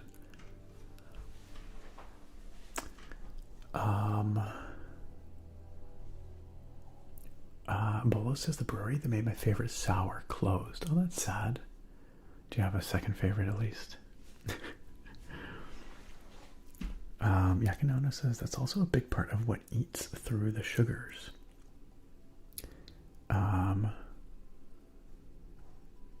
In wild ales, sours, lambics generally. Sorry, which is?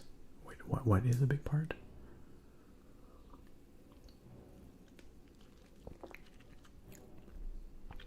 Fair enough, Kuro. Fair enough. That was an important warning. Some people are not into that. Alright, gang. It's definitely time for us to get to the game. Get in the game.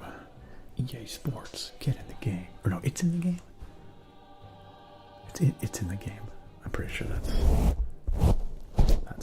that was their slogan many a year ago. And then at one point, it was like EA. Or was it? It wasn't just for their sports though, but they had to like challenge everything. Sluggo at one point. It do be in the game, says Yeti. Smoke Supra, thank you for the follow. Welcome on in. Welcome on in. Oh, that's a bummer, Bolos. Oh, yes. Yakinono. The lactobacillus. Yes. Totally. That makes sense. Okay. Clive Barker's Undying. This is a game that came out way back in 2001. It's a first-person shooter. It kind of is a little bit Bioshock-like in that you have a weapon in one hand, you have magic in the other. The environments are fairly large and open. It's not an immersive sim in that way. It's definitely more linear and prescribed, but it has a bit of that feel to it. It was written by horror author and screenwriter Clive Barker. And I played it back in the day, and it left a big mark on me. I loved it at the time. It, to this day, is one of my favorite spooky games. And so a few years ago, we started playing it around the spooky season here on the streams. And since then, we've been making slight progress each year. Returning to it annually to revisit this, what one might call a bit of a hidden gem. I don't think it was super popular at its time, even though it was critically fairly well received. But I think a lot of people didn't know about it, and certainly a lot of people don't know about it today. It is a spooky game intended to be scary. In practice, it's not that scary. It's a bit spooky.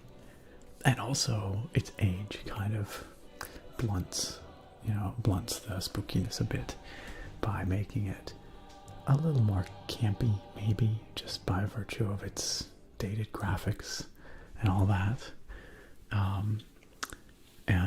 And so, in its own way, in its own sort of retro, throwback, low poly, nostalgia kind of way, I feel like there's a certain, cozy's maybe the wrong word, but comfiness, I don't know. That's just me, probably. It's the nostalgia talking, but regardless, we've made a little bit of progress each year. We keep chipping away at it, and we're going to do so again this year, and hopefully y'all enjoy it.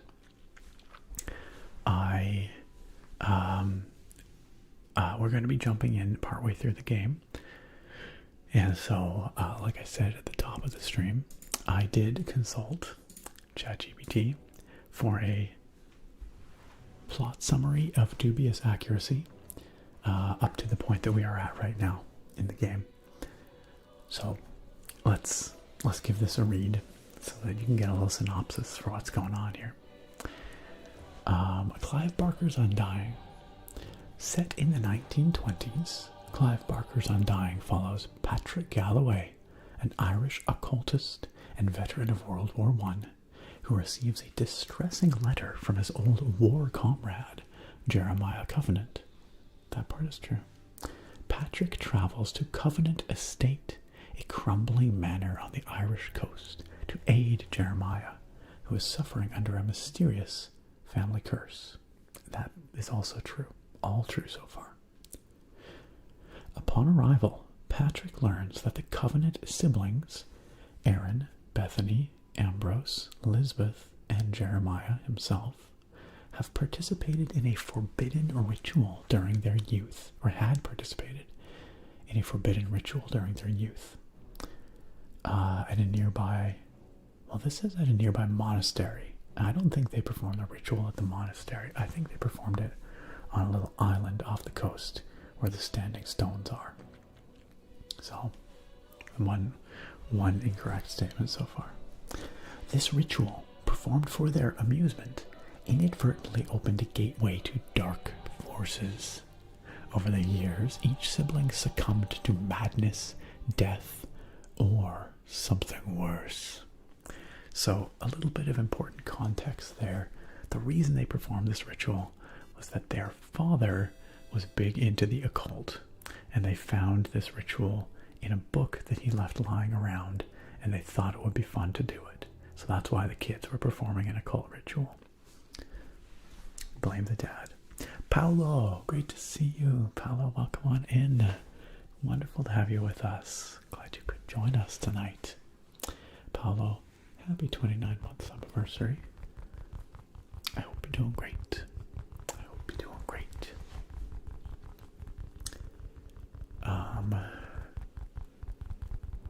And I'm tapping on this tater in celebration. But I do hope you enjoy your subscription benefits once again.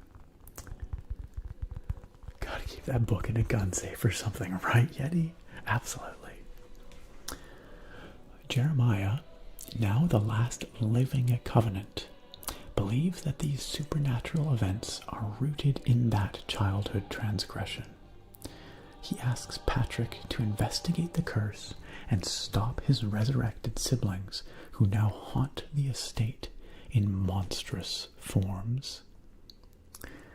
As Patrick explores the estate, he encounters ghostly apparitions, strange creatures like the Howlers, and paranormal disturbances tied to each sibling.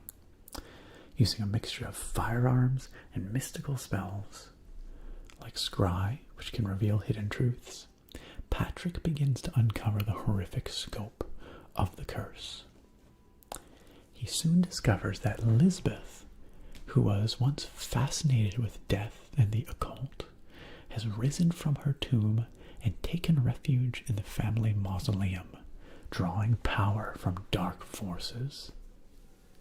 Patrick ventures into the mausoleum, a sprawling underground crypt filled with traps and undead horrors. That is true.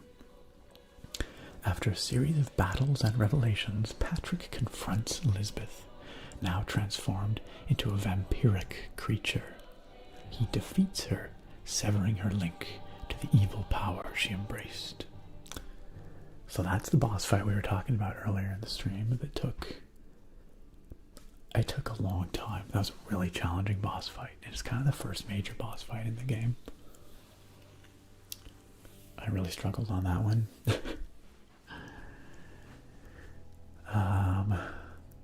Clues left behind leave Patrick to the ruined monastery where the original ritual was performed. Again, I don't think that's true. I think the ritual was performed on the island, but anyway. The monastery is now a nexus of temporal instability and supernatural power. Inside, Patrick experiences a time slip, traveling centuries into the past to the era when the monastery was still active. There, he witnesses cult rituals and gains deeper insight into the forces that manipulate time and death. In this earlier period, he encounters monks and enemies that appear human, rather than the twisted monsters of his own time. During this temporal journey, Patrick discovers and claims the legendary Scythe of the Celt, a powerful ancient weapon imbued with magical properties. That is true. This weapon becomes essential for combating the more dangerous creatures lurking deeper in the game. Now, I could be wrong about this, but I'm pretty sure this actually happens before he confronts Lisbeth. I'm pretty sure you go to the past before that, but whatever. After returning to his own time with the Scythe, Patrick prepares to face the next challenge, investigating the Lighthouse, another location tied to the Covenant family's dark history. The lighthouse, long abandoned and looming over the stormy cliffs, is the next source of dark activity. As Patrick approaches, he hopes to uncover more about Aaron Covenant, whose madness and magical experimentation may be key to unraveling the true nature of the curse and the entity known as the Undying King. There you go. That's not a bad summary to this point, I think. Obviously it leaves out lots of little bits and pieces, but I feel like that's a decent summary of where we're at.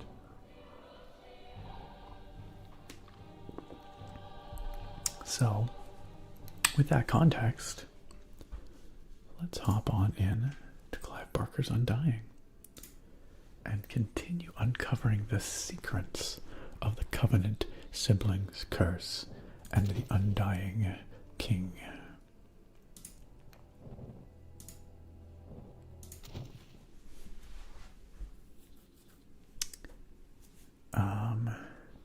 Oh yeah, so one thing is that I did install some mods here to make the game look a bit better, run a bit better. But one of the problems is that the FOV is not quite fixed properly. I have to figure out how to do that. And so when we have the sides of the kilt out, it like fills our entire screen. So I'm going to try and stay away from that weapon for now.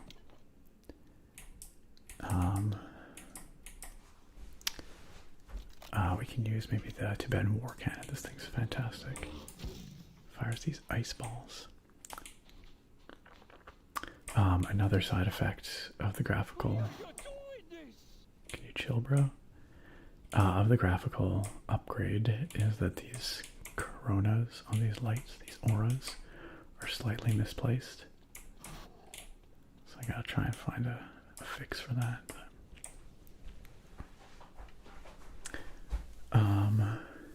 Bolos says my sister used a Ouija board when she was 13. I haven't talked to her since. That was 20 years ago.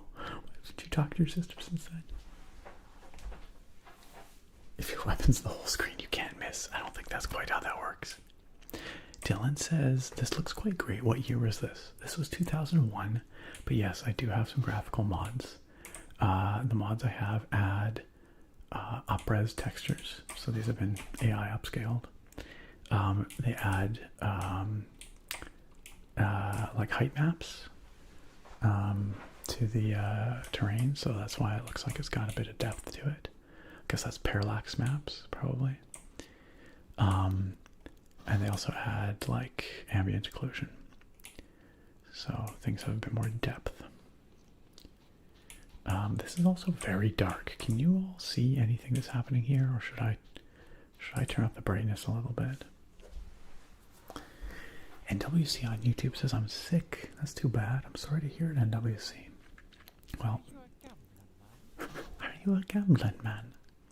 NWC, if you're looking for somewhere to just hang out and chill, and not feel too, isolated while you're convalescing, you've come to the right place. It's a bit dark, says Dylan. Tell you what, it's a bit dark, but you can still see everything. Okay, let's just bump it up like one notch here, maybe. Let's try that. Maybe that's a little better. I feel like I can see slightly better now.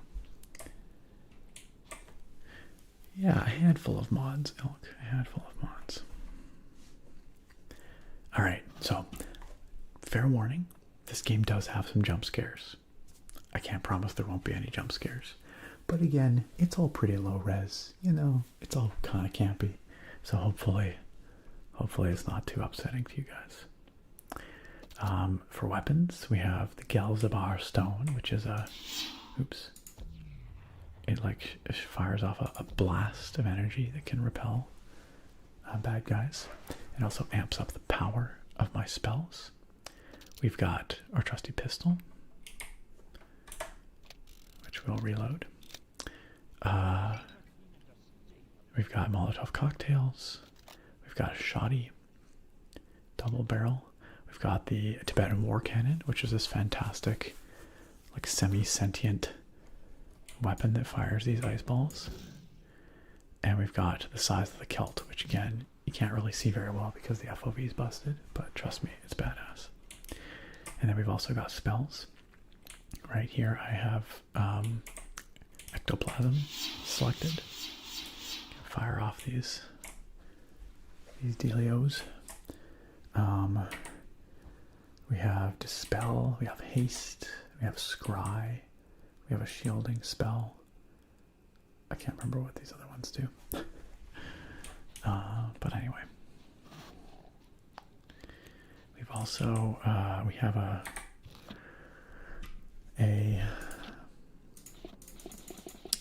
journal here, which is not properly formatted because of the aforementioned FOV issue. Again, I know there's a fix. I just gotta figure it out. Anyway, let's head on to the lighthouse and see what horrors await us.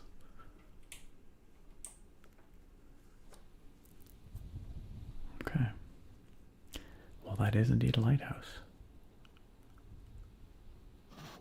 Ah, it's kind of cool. It's got like dynamic lighting. That lighthouse circles around. I feel like that's pretty advanced for when this game came out.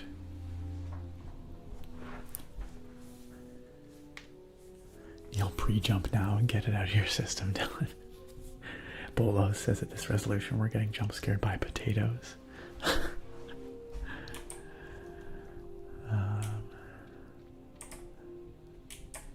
right.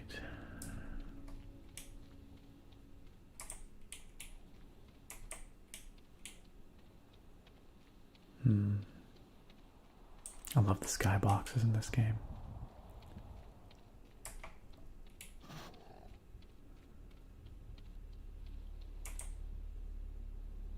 Spooky. Okay, there's a health pack in there, which absolutely guarantees that there's going to be something terrible that happens when I go in here. What about this little lightkeeper's house? Can we get in? We can.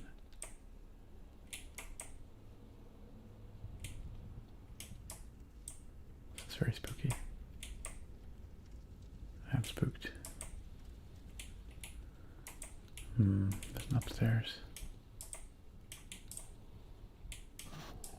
Crucifix, always a good sign.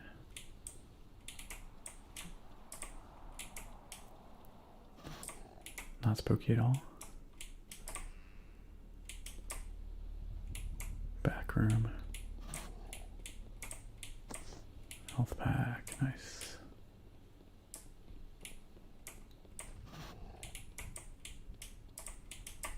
Yo, this came from 2001 and we have frickin' reflections.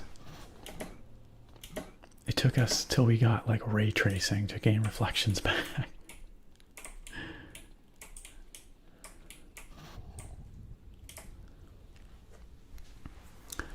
Yeti says, my girlfriend was gifted a brick that was part of Bobby Mackey's honky tonk before it was torn down. It was considered one of the most haunted places in the world, with a famed portal to hell. We got food poisoning shortly after, and I haven't been near it since.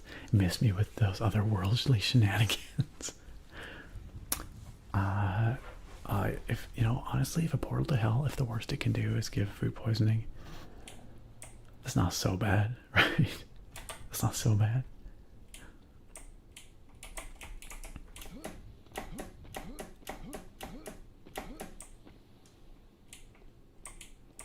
Another health pack.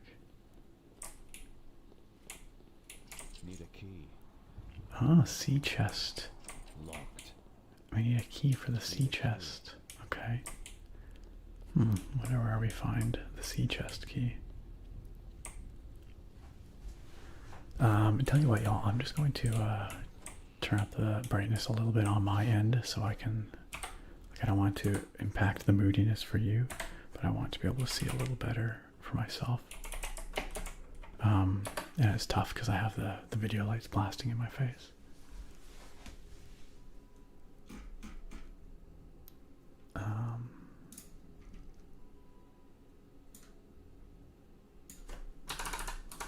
Okay, that should help me a little bit.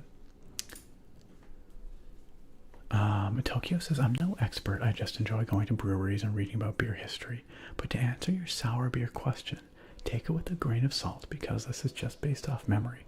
But the acidity in sours breaks down some of the ingredients that interact with the CO2, making a shorter lasting foam. I can believe it. I can absolutely believe it. Well, pardon me. Thank you for that, maybe correct answer, but maybe not. We will never know, but I choose to take that as gospel. Oh, what's this? What's this? Here lies Connor. I feel like there ought to be something here. Wait, hold on. Let's use Scry. See if we can see anything. Nope. Disappointing. Yo, what's over this way? Looks like we can keep going. Huh. Okay, well let's go check out the lighthouse itself first. Yeah, definitely kind of Bioshocky, isn't it, Yeti? Yakinono says the mods are actually pretty decent. The sky looks rad and the colors and vibe are really cool for a spooky game. I agree. The original art direction of this game is so cool. And oh hey, look at that. It fixed the FOV issue when we loaded into the new area. So the size of the kilt works properly now. Did it fix the... No. Sadly not. That's great that we can actually use the scythe now. If we choose to.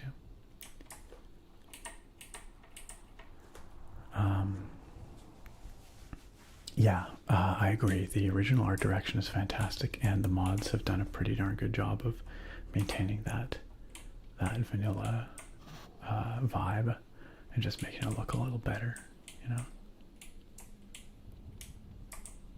Okay, this is wigging me out that we have so many health packs and no enemies. What's up with that?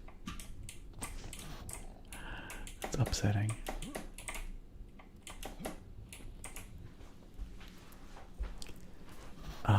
Yo, what's up, Thorek? Welcome. You've arrived just in time.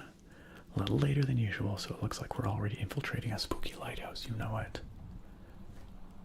Welcome back, Thorek. Yes, we are returning to the classic Clive Barker's Undying.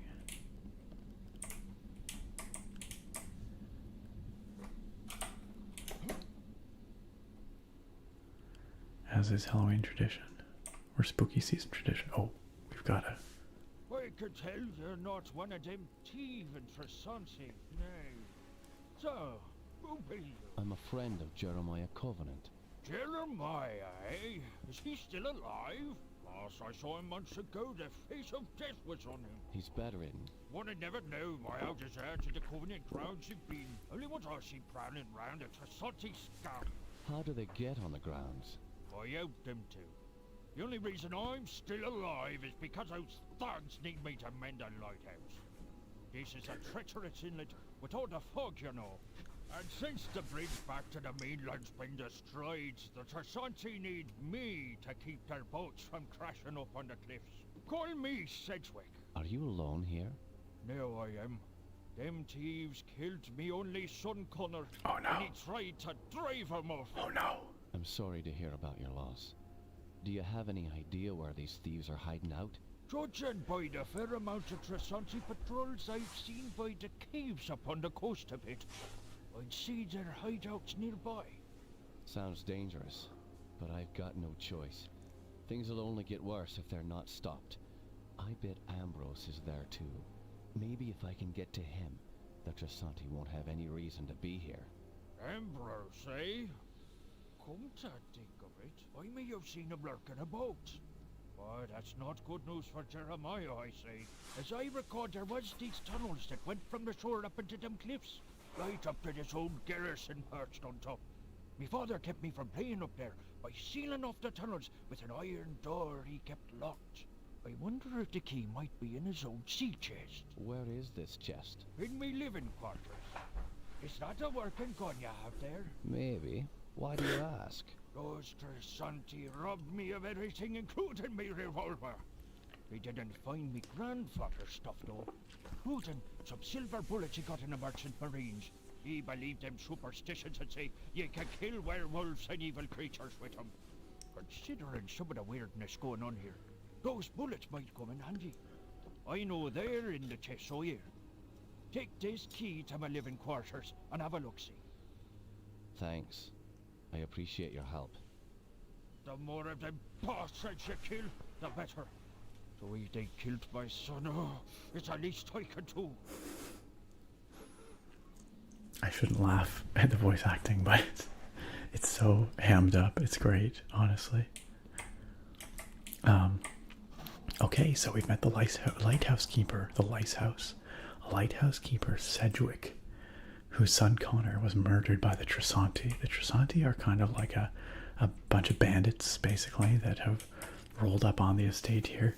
And it seems that they might be associated with Ambrose, who is one of the Covenant siblings, who is ostensibly dead, but it sounds like maybe not so dead, or maybe undead. And he is somehow doing something with these Tresanti. And the Tresanti have kept old Sedgwick here alive simply so that he can help them guide their ships into the inlet here and smuggle stuff, I guess. It's unclear. Can we go back up? Just wonder if there's anything up.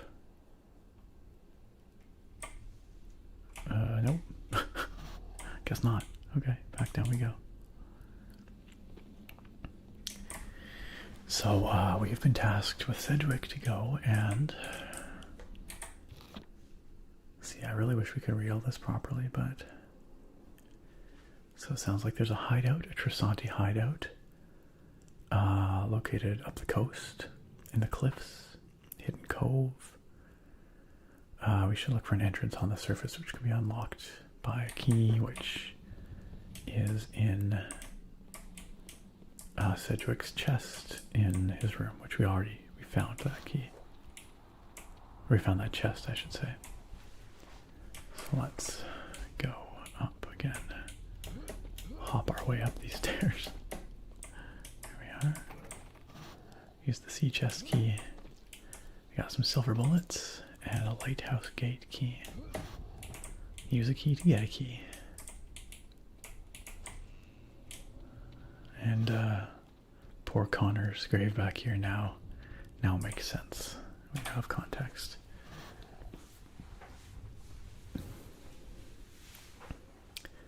Dylan says, wait, that's too crystal clear. Is that one of those tricks where it's a replica room on the other side? Graphically, probably, yes.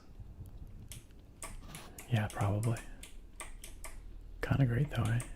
It's quite convincing, isn't it?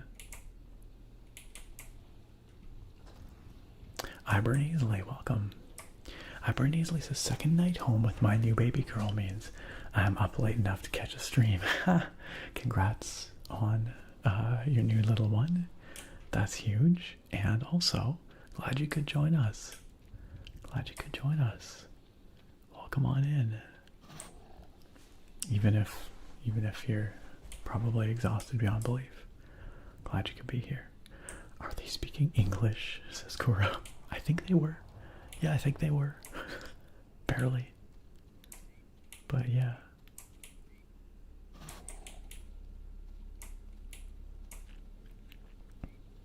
R.I.P. Connor. I agree, Elk. Yeah, the voice acting is very fun. And yes, the facial textures are, 2001-ish. Elk says, I don't know if there are any, but I wonder if there are music mods for this game. I like the music, just wondered if there were mods for that. That I don't know, Elk. I've never looked into that before. It's a good question, though. Okay. Moving right along, then. Those water shaders. That's a look, all right. That's a look. They just said, screw it, who needs to blend with the skybox? That is very funny. You know what? Let's do a hard save. Because it looks like the only one we have from last year is a single save. That doesn't feel very safe. Yo, what's up, Limit? I know exactly what's about to happen. Ilk says also the ambience sounds and moments of silence add to the experience. I agree. The way we can hear the waves up here. And then there's like just a very deep, subtle kind of infrasound that I hear every once in a while. I don't know what happened there. Which is actually kind of spooky. Kind of spooky.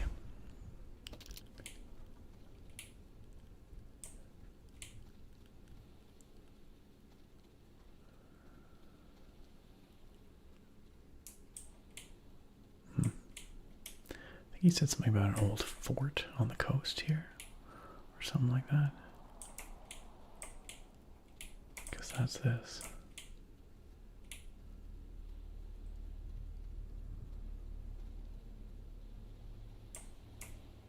Oh, Chatty.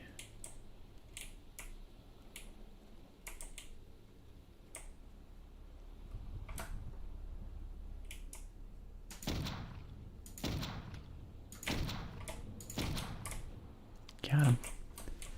Sniping with my pistol.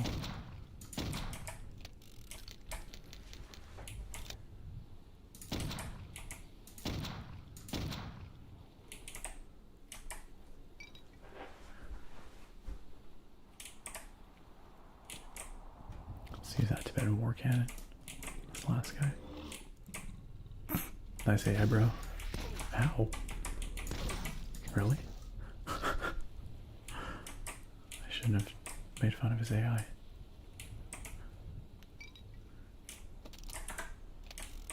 I guess these guys are carrying shotgun shells, is that right?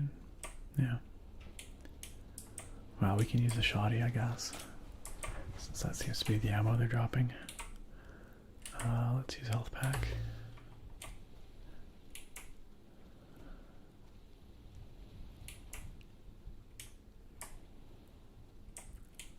Tingle straight to the head. That's right. Direct hit to the tingle center.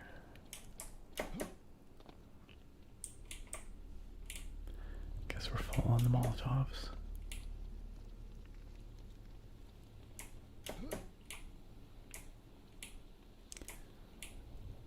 Welcome back, Attractive. I guess we're going down. This doesn't look very safe, but I guess that's what we're gonna do.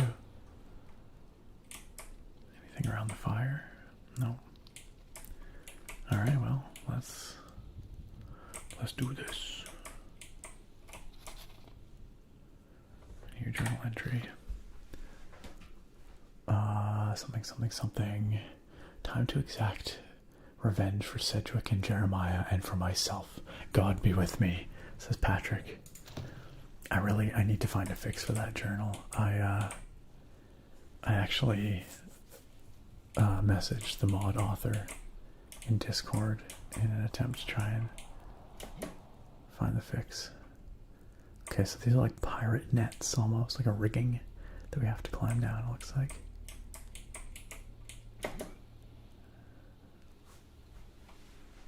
Down into the caves.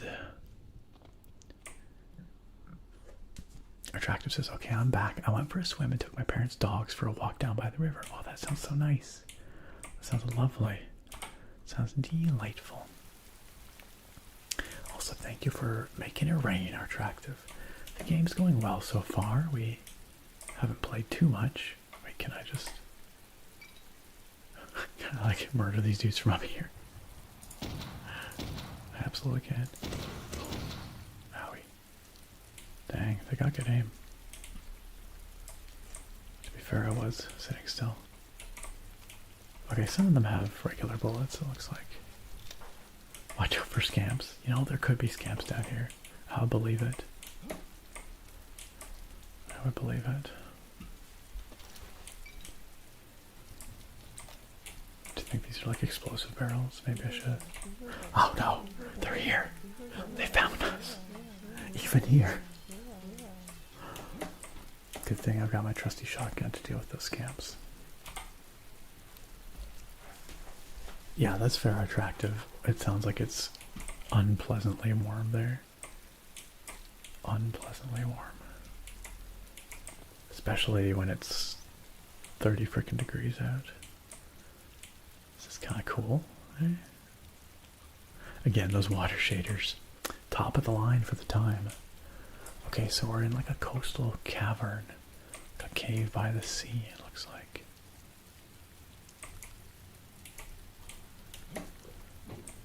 Oh, these are floating and bobbing. I don't know what happens if we fall in the water.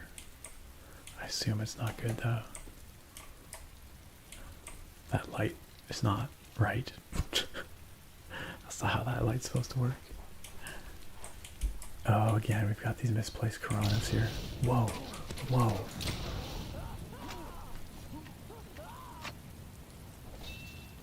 Bro, what? Bro, what?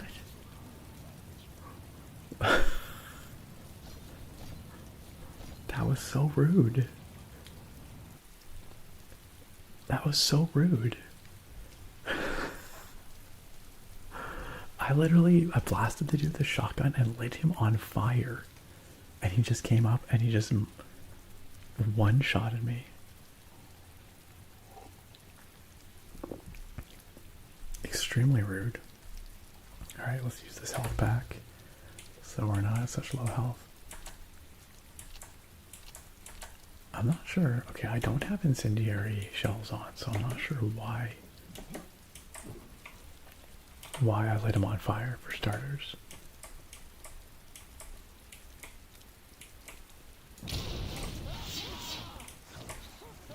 Okay, well that worked.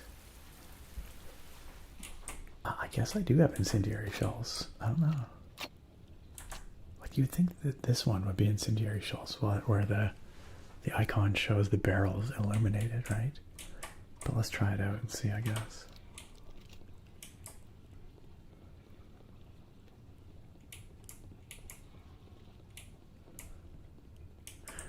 Once again, the coronas on the lights are very messed up.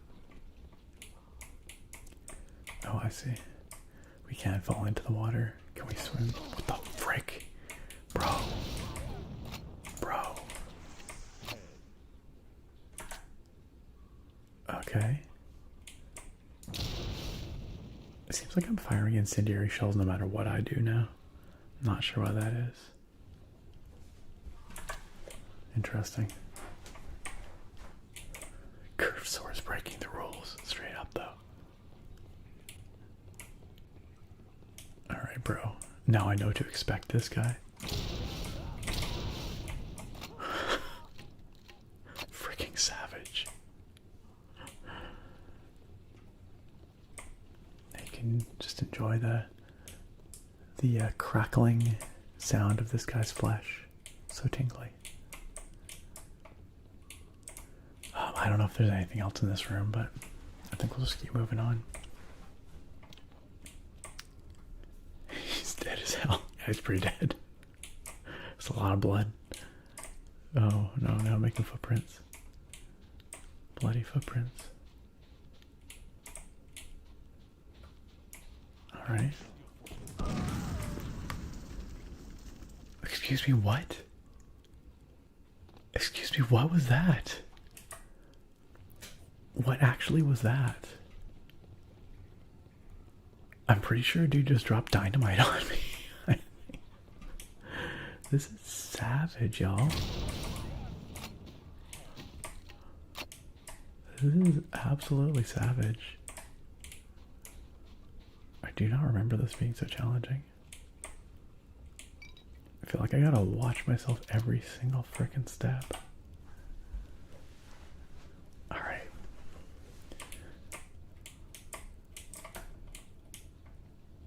Where's the dude?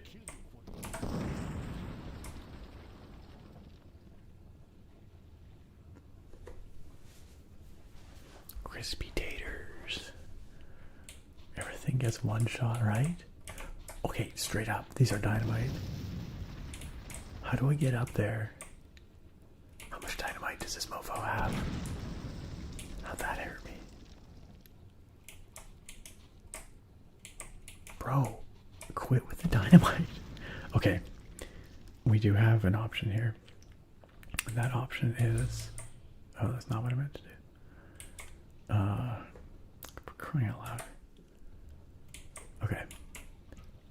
That option is... haste. We might be able to use our haste spell to run in there quickly and climb up the netting before the dude blows us up. So let's see if we can do it. Let's get that shoddy. Wow. Okay. Bro.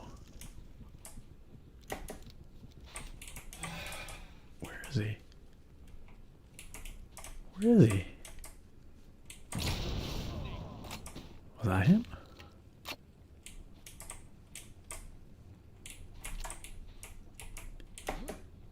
Where's the dynamite guy?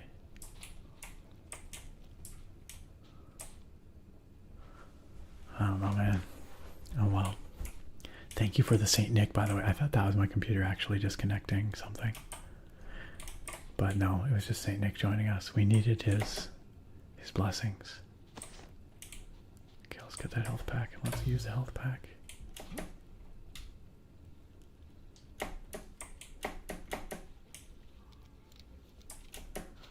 Okay. Alright. Yikes, this is tough.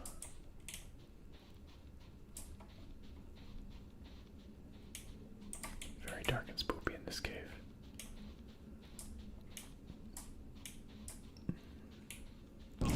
What the frick? What the frick? Where's the... Who's just... Okay, there he is. I think it's that dude. Freaking heck.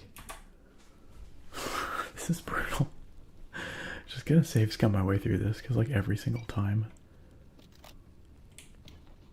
I step into a new room, I'm just getting blown up by dudes I can't even freaking see.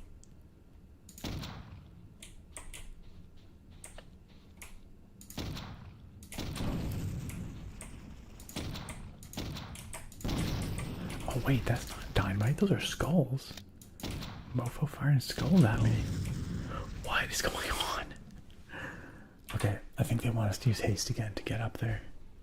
Spoopy jump scare dynamite, not even dynamite, actually skulls, which is actually pretty badass. Alright, let's go. Let's go.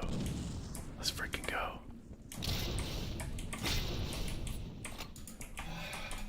Oh shoot. That did not work out well.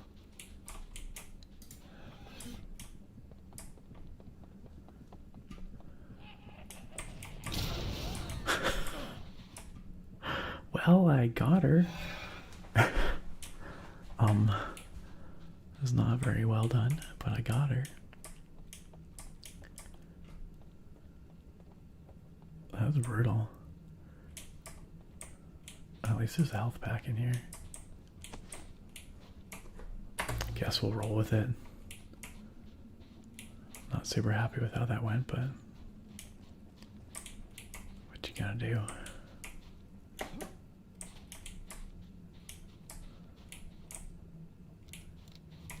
Use another health pack. Guess that's what I'll do. I deploy my super attack, 12 gauge. Absolutely nugget. This is kind of stressful, isn't it? Or attractive. Only the coziest games for my ASMR streams. Ooh, a mana well. Nice. That permanently increases our maximum mana. That's actually pretty great.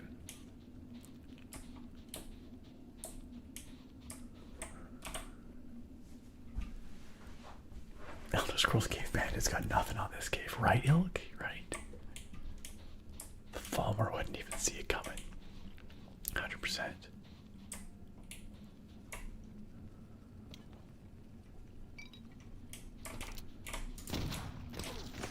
Whoa, whoa, whoa, whoa. Dude's trying to chop me.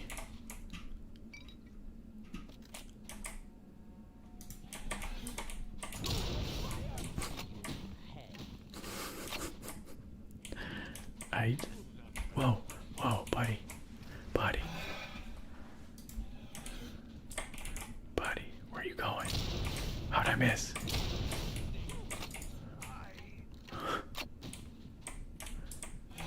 Apparently I'm running out of shotgun shells though, somehow.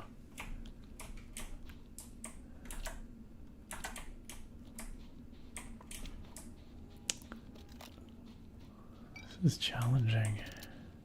We're just burning through health packs here.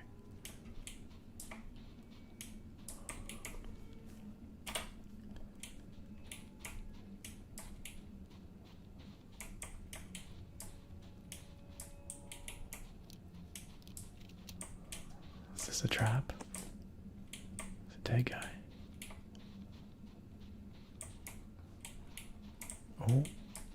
hear that very faint look around? It's telling me to scry. Oh, cult symbols of some kind. Oh, it's a compass. Looks like a compass. Yo, Ethan. Sorry, I missed you over there in the YouTube chat. Ethan, how you doing? Welcome. Sorry, I was just a little preoccupied with the insanity that's going on here. Oh wait, we've been in this room and that's all there is over here. Okay, for some reason I thought there was another way to go.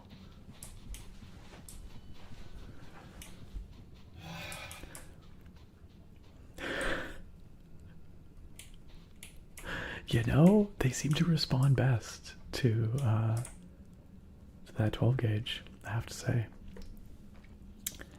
I could try the scythe. Maybe we should be using the scythe. I forget that I have it. Actually, the combination of the scythe and haste is quite... oh, this is such a trap. No? Well, that's just concerning. Shotties do tend to get things done. Yo, what's up, Smoke? How you doing? How go the games? You know, they going. They going. I'm, you know, pro gamer, as usual. Pro gamer moves. Thank you for the hydrate or snack request, by the way, Smoke. Let me check my blood sugar, see if I need a snack. I'm gonna say probably not. No, it's still a little high. It's come down into my target range, but still a little high, 9.3. So I'm gonna hydrate with this here. Zero sugar Canada Dry cranberry flavor. Tis the season for cranberry ginger ale, y'all. Which I was very happy to see. Because I love that stuff.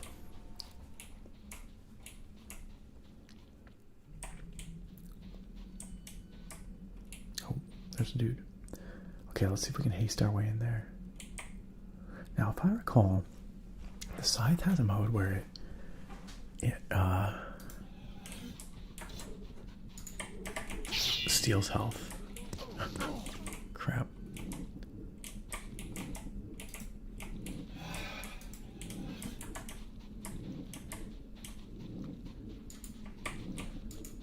Yo, why isn't this? Wow, okay. That was effective. There's body parts everywhere. Relaxing, splish splash through the pools of blood and the body parts. Relaxing bloody footprints. Fatality. Just got in half. Apparently so. Apparently so, yeah. Yikes. Yikes. ASMR dismemberment. That's right. Remember when we were talking about decapitations earlier in the stream, y'all? Oh. There. He didn't lose any body parts. Just a lot of blood. So much blood. Oh shoot. Oh shoot, we're getting dynamited again from somewhere. Up above, okay. Aha, check it out.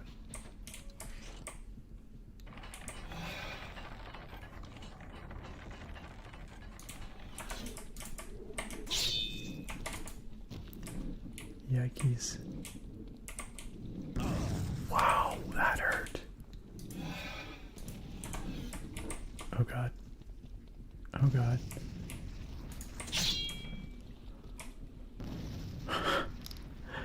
He absolutely fired that off, or he threw that dynamite, and then I murdered him, and then it like blew his corpse up. That's definitely what happened there. Peacefully dismembered. Relaxing body part loss.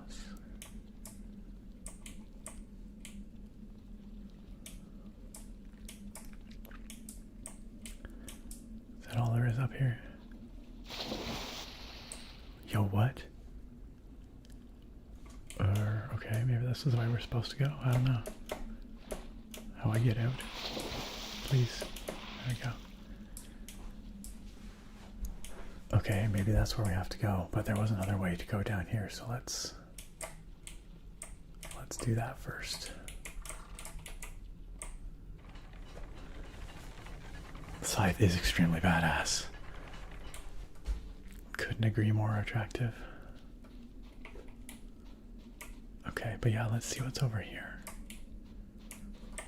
I feel like my health pool is very small.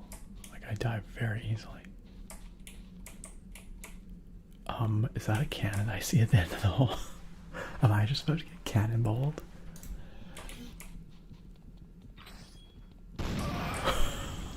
Oh no. Oh no, that was my leg. Oh no. All that was left was the leg. That was okay, I was gonna say that was unexpected. Maybe it was a little bit expected. Did you need that leg? See, the problem here is I don't know how to get down this hole otherwise. Let's try. Okay, I have an idea. If I have the stone out, I think it'll make my haste a little hastier. Because it amplifies my spells. Maybe I just need my haste to be faster so I can get to the end of the tunnel before it triggers. Like, absolutely looked like that attractive. Alright, let's see if we could skip leg day this time. Let's go. Oh no. Oh no. There's clearly dudes in there, but I don't know. I don't know, y'all. Let's check. We might have some amplifiers. Oh, we have so many amplifiers. We can make our haste spell better. There, now we've got like super high level haste. Switch back to the health packs. Okay, let's see if that'll do it for us. One more time. Here we go, y'all. Let's do it. Oh, we made it. We made it. I'm gonna use that health pack. Alright. Now let's get our scythe on. Let's do a little savey save. Oh shoot, this guy here. Oh, I missed. How can I keep missing? There we go. Nice. Oh, once again, right in half.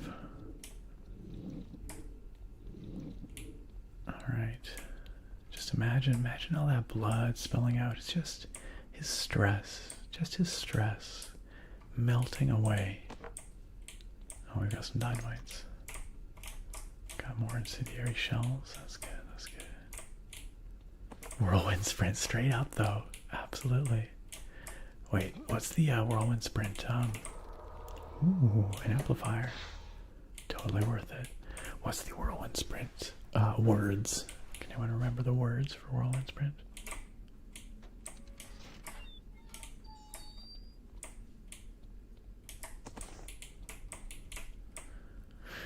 Well, not too shabby, y'all. I'd say that was worth it.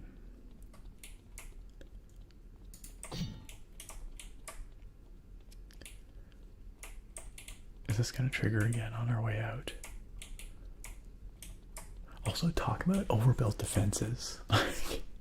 Literally, let's defend this hallway with a cannon. I hope it doesn't trigger again on the way out. No, we're good. We're good. Alright. Moving right along. Wold Nakast. Wold. Yeah, I could not remember. Good remembering, guys. Good remembering. Okay, so it looks like we gotta go up this way.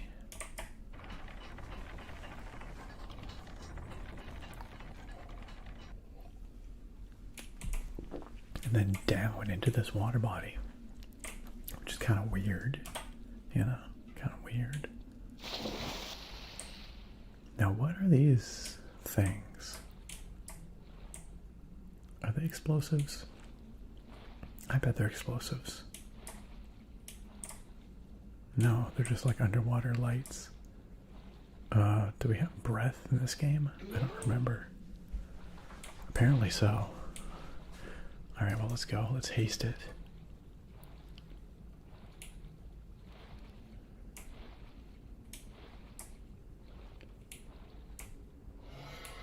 Why is there dead fish here? Man, this is a long way to swim. We're gonna drown pretty soon. Oh yeah, there we go.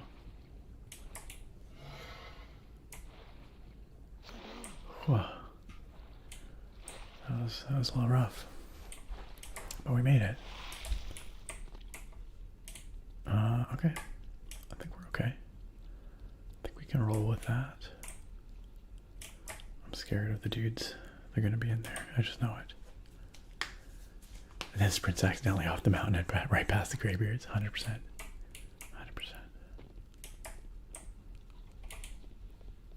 Oh my god, there's gonna be so many dudes in here. They're gonna shoot at me.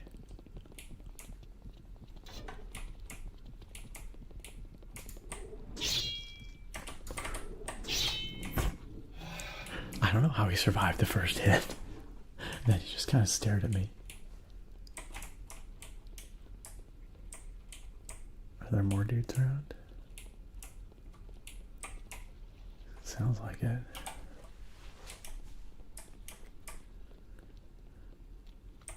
Yeah, this side is pretty lit. And that haste actually is pretty freaking good.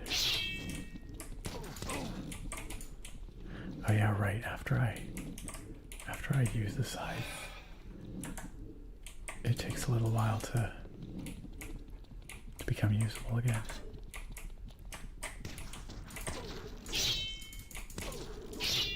Yeah, these guys are definitely surviving a couple hits. Which is surprising.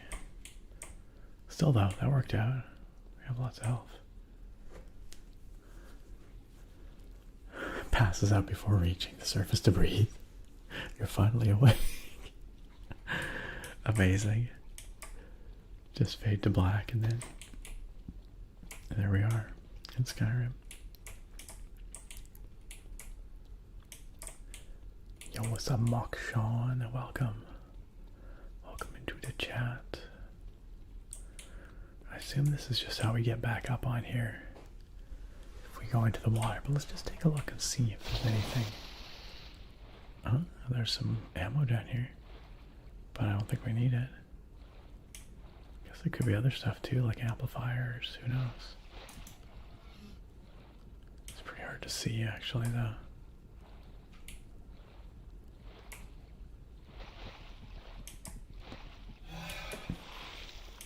Oh well.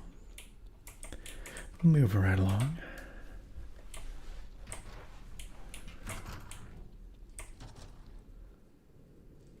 Oh, back into a crypt. You never spend too long out of a crypt in this game. There's always a good crypt nearby somewhere. Excuse me, what? Excuse me, what?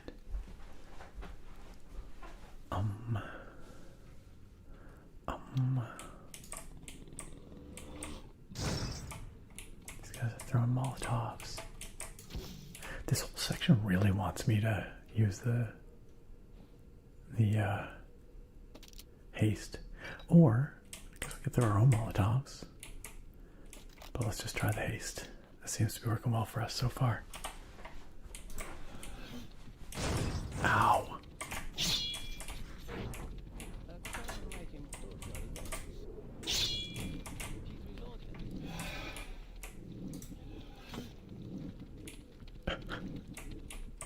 My gun has not jammed, actually.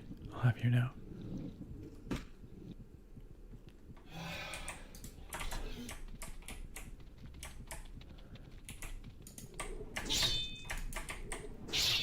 Nice.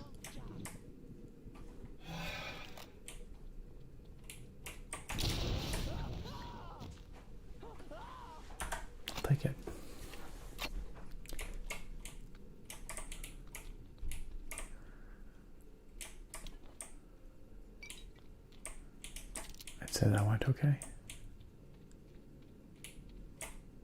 TNT. Oh, wow, we could have had a big boom in here. So many old dead people. This game is just full of old dead people. As opposed to a bad crypt. Yeah, only good crypts in this game. Good old crypts, no bad old crypts. Oh. I see. Well, maybe we can jump up on this clearly very safe TNT and somehow use that to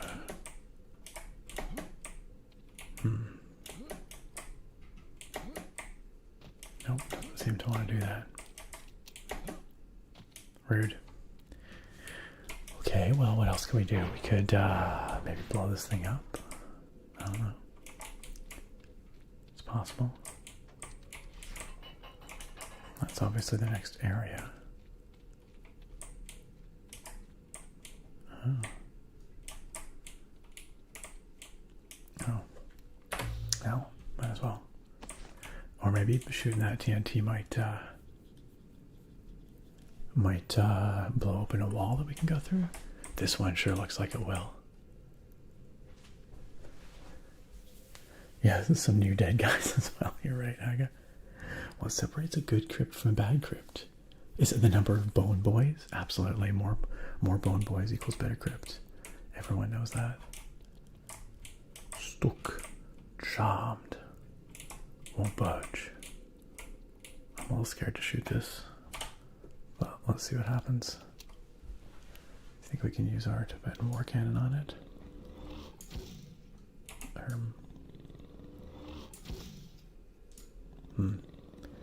Maybe not. Nice. What's back in here? Huh. It's a bigger area than I expected. Looks like it goes for a while.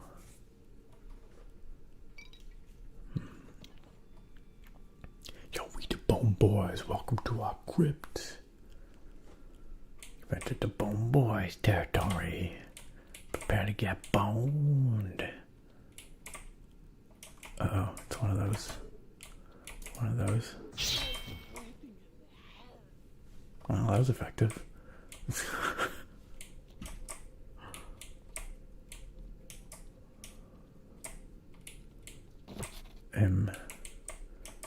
What is it? Goat? Dead goat? Sheep? Not sure. Not sure.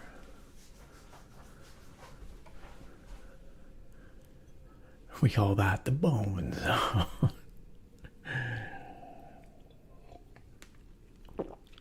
Yikes. Alright, let's see. Something, unwavering loyalty, something. I don't know. Can't quite read it because of the FOV issue. But clearly there's some lore there. A big hole. Let's go back this way. I feel like maybe we missed some stuff.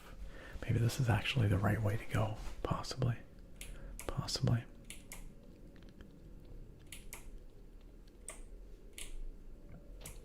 And you know we don't like to go the right way. Only the wrong way around here. Let's just try shooting these and see what happens, eh?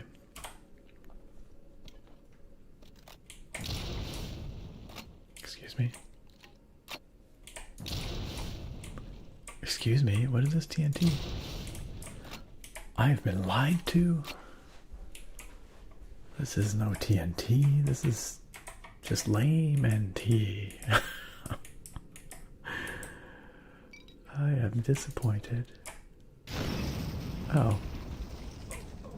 Oh, ow. Don't stand in the fire, y'all. I'm gonna quick load that. Tragedy. You accidentally took the path that advanced the plot. See, you get it. Kuro gets it.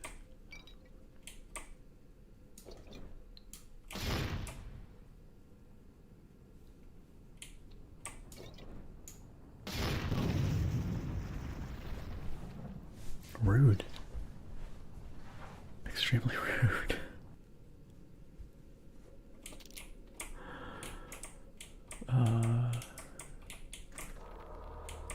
fire. Very nice.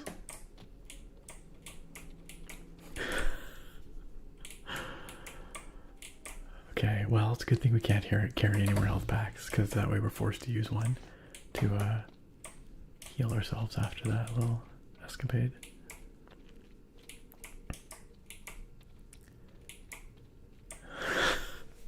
Yeah, y'all don't stand in the fire, Kuro. I know, they're little will-o'-the-wisp lanterns because the graphics are a little broken. The little coronas aren't quite aligned quite right.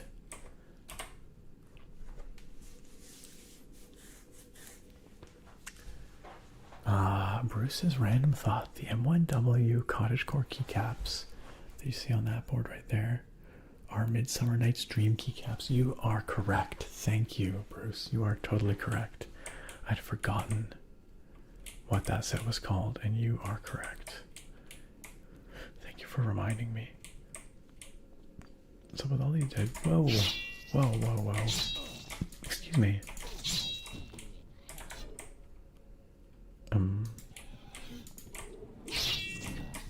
Cause you dies.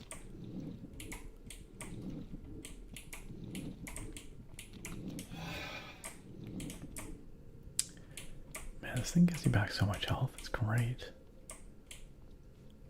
Oh, maybe that's where we would have come down from had I dropped through that hole from above? Well, maybe not. So with all these dead fish...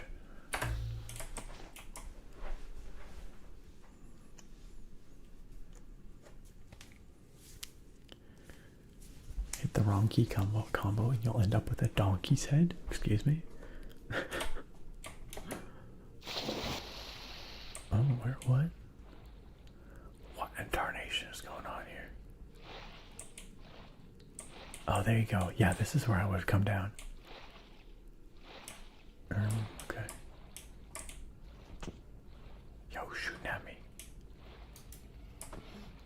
That's cool. You can actually see the lines of bubbles through the water when they shoot you. That's actually really neat. Alright, let's go. Ow. So satisfying. Truly, extremely satisfying. Okay, we've got some TNT here. Maybe that'll blow open something. Also, I like how his arms... Look at this dude. That's very funny. I don't know why I find that so funny. Alright.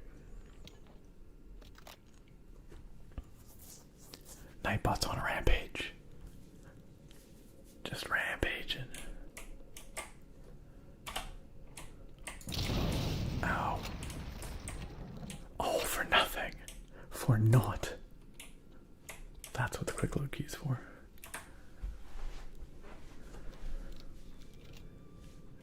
Now that's stuck. This guy is jobbed. Wait, where'd he? Excuse me. He was in 2 pieces, and now he's in 1. Magic. Magic. Yo, if I use haste, can I jump further? Wow, I can jump way further with haste. That's good to know. That is definitely good to know. But it doesn't look like there's anything up here worth jumping for. Alright, let's move on.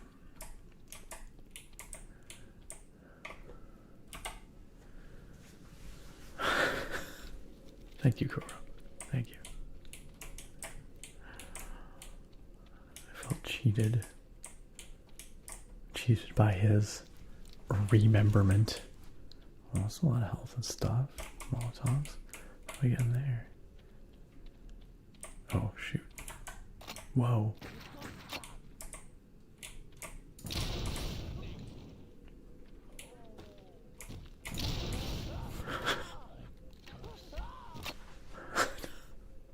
His arm flops out.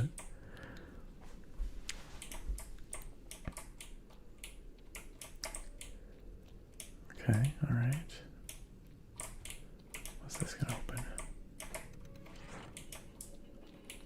Uh-huh. A room across the way. Excellent.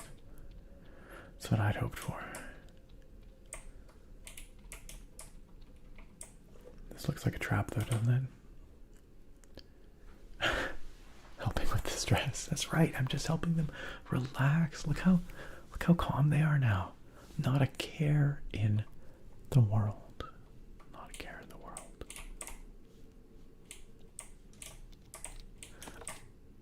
Okay, well, it turns out I don't actually need much of anything here. Okay, the dynamite I can use, I guess.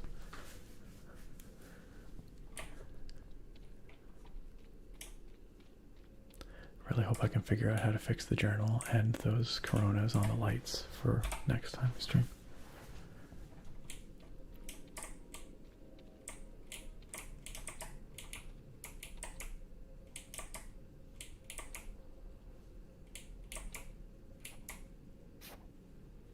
Oh, we got some traps going on. Interesting. This looks kind of conspicuous, like something that maybe should blow up, like a door, maybe. It should explode.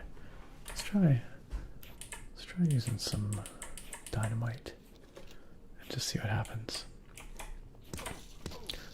I seriously just quick saved as you shot me. That is so freaking rude. What? Oh, did you see that? He reflected the shots off the wall and it hit me. I didn't know that worked in this game. That's wild. I had no idea. That's news to me. Bro. I'll see you in hell. Is that Han Solo's line? I had no idea you could deflect shots off the wall, like bounce them off the wall like that. That's wild. Okay, let's see about this dynamite on this wall. Nope, that did nothing. Okay, well. Okay, there's a pattern here, but I say screw the pattern. Let's just haste our way through. Nice. Emmanuel, excellent. Oh man, we got RØDE. Nice. Strats. Ricochet trick shot, it really was. 100% stealing that go. 100%. As the great bard BTS once said. Great bards. Isn't BTS having a comeback? Didn't I hear something about that? Do you think there's anything up in there, y'all? I feel like maybe there's something up in there. Nah, probably not. Nah, screw it. The hell is a BTS? I don't know if I should be the one to tell you. Whoa. Ow! Buddy. Give me the job. The big job. Oh, we should switch away from dynamite to health. Otherwise, I'm absolutely going to lob a stick of dynamite when I mean to use a health pack and blow myself the F up. Of that, I have no doubt. Ooh, this TNT looks tantalizingly positioned, though. Like maybe it'll blow open that door? Maybe. Wait, more TNT. Well, let's see what happens.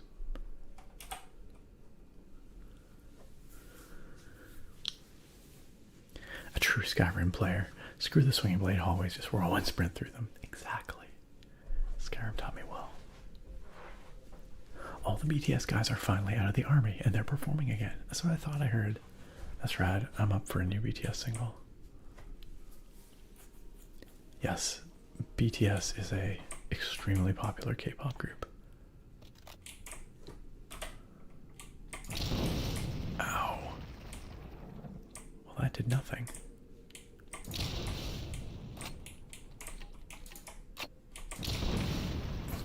Gonna blow up the table. Alright, don't run through the fire. Alright, let's reload. This game really loves explosions. Don't we all, though? Relaxing ASMR explosions. Okay, alright. That was a little disorienting. But I think we're good. Oh, that's a lot of TNT. Did we do it? Let's grab the health pack. And then let's blow it up. Okay, let's get that dynamite. Where's that dynamite at? I need to know. Does it all blow? Oh, that didn't go very far.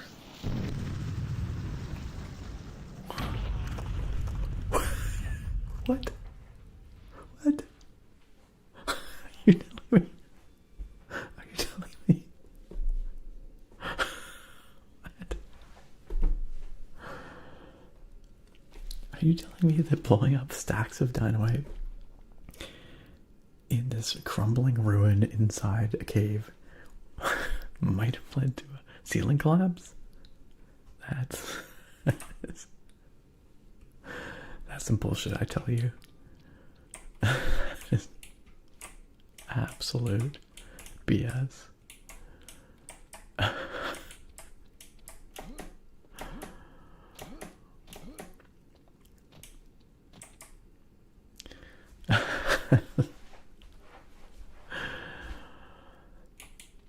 You know, okay, alright, fine. I was pretty away. Can we go back through this door? Jammed. It's jammed. Where do I go? I'm pretty sure I do have to blow this room up. Because it doesn't seem like there's anywhere else to go. But not the way I just did it. That's apparently not the right answer. Yo, Thorek says, I gotta head to bed. Have a great rest of the stream, everyone. See you next time. Thank you, Thorek. You have a great one. Have a fantastic night. An excellent week. And thank you for joining us, as always. Glad you got to see the most hilarious part of the night, at least. Alright, maybe if I just blow up this one, maybe that won't blow up the others. Maybe they'll just blow up the door. Let's see what happens.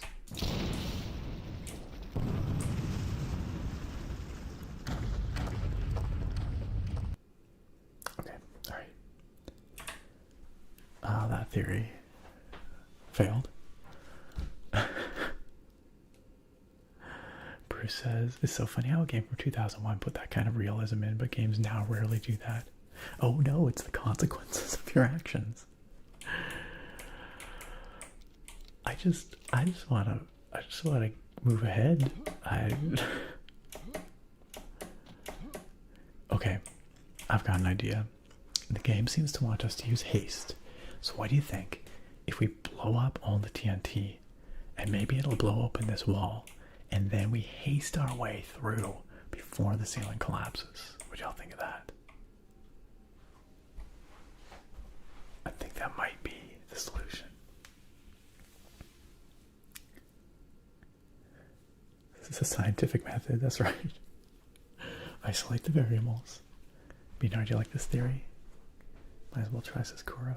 It seemed like there was a window of time. I agree. But I want to be somewhere I'm not going to get hurt by the initial explosion.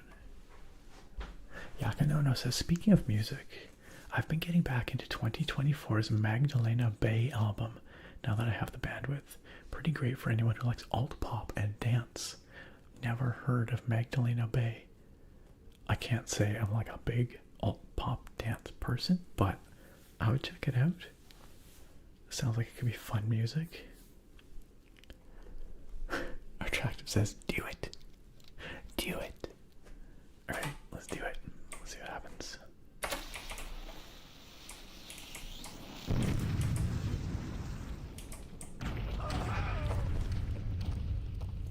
so rude. That was so rude. Okay, let's try blowing up that one specifically and then hasting. Okay? Because that one didn't actually blow up last time.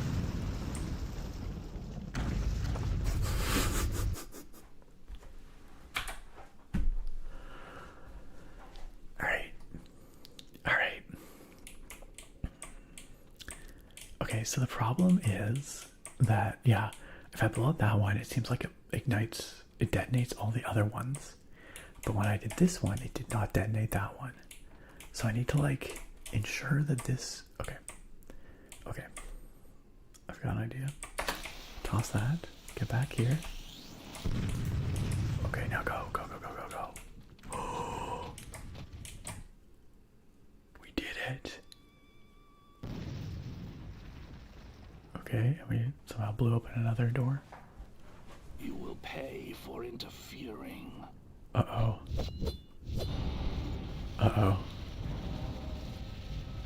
This don't look good. That's Ambrose, you guys.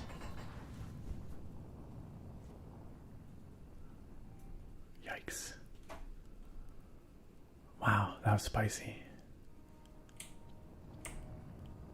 Okay, it's probably worth a save, right? Should probably do a hard save. Haven't done one for a while.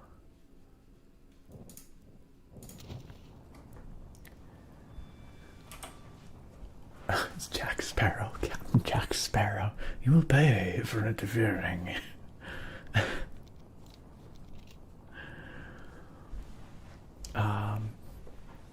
Gex Sunrise says that Magdalena Bay album is great. And the one before that too, Mercurial World. I saw them live last week for the second time. Cool. When they perform live, ooh, it's like treasure. Oh. What are these? More phosphorus shells. When they perform live, like are they a band or some more dynamite? Alright, let's top off. Oh shoot! What did I say? We're fine. Everything's fine. Whoops. Yikes.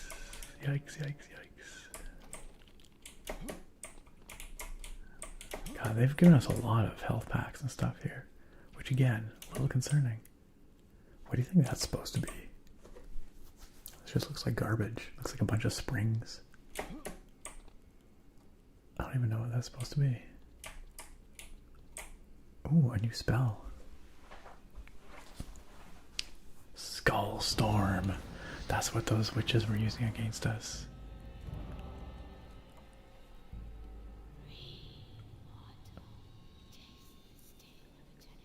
Excuse me?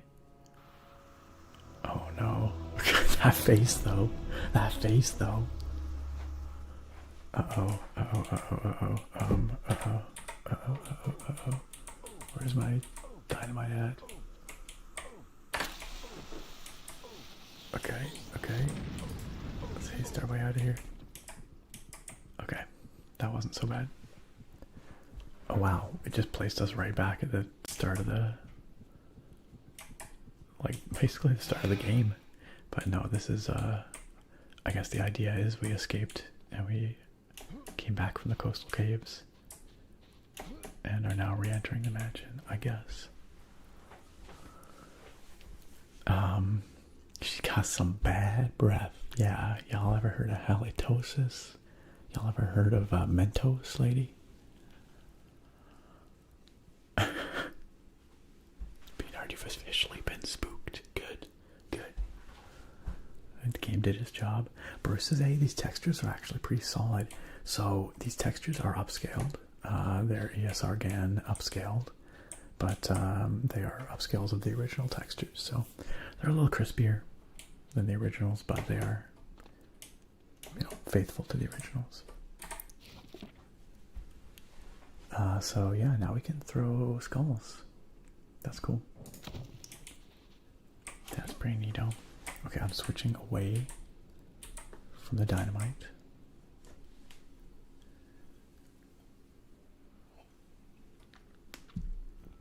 Pop rock band. Okay, cool. Gex Sunrise. Okay. That was intense. Where do we go now? We go back into the mansion. Yakinono says, oh man, jealous. They look awesome live. Yes, Nick, Magdalena Bay are a Los Angeles duo, previously from Florida. They're also a couple, but that isn't brought up much. Their previous album was great too. I'll have to check them out. I could do some pop rock. That sounds fun.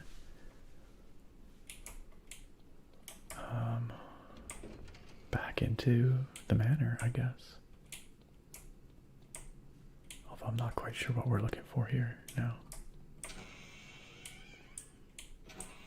Love that scene, or that view. Where are we going? Stop. Not that way. Stuck.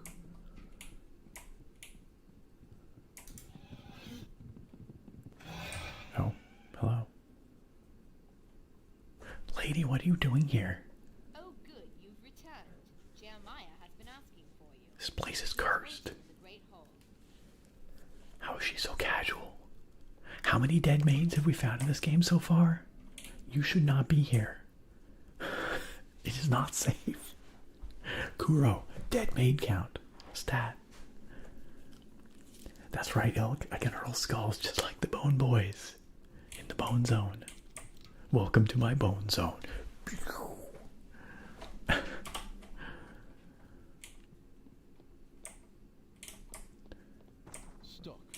Stuck.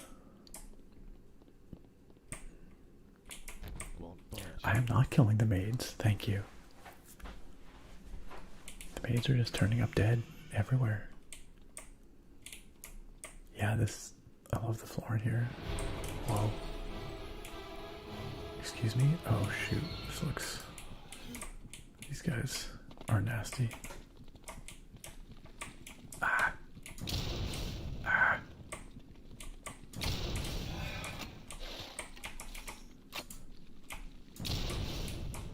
Yikes. Okay, ow. Ow. Let's use this scythe.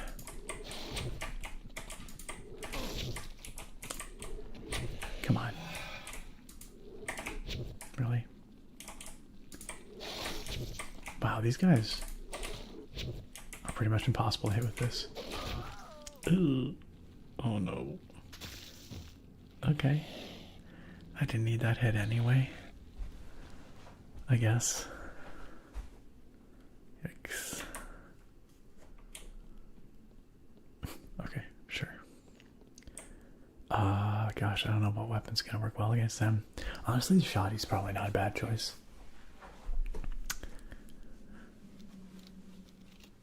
Girls, I don't even know, man.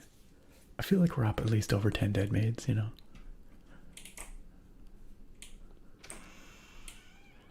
Alright.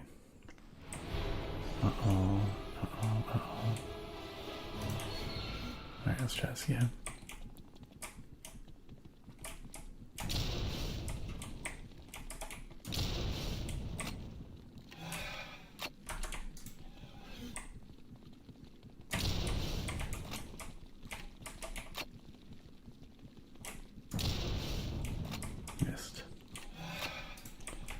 I've just got infinite haste, pretty much.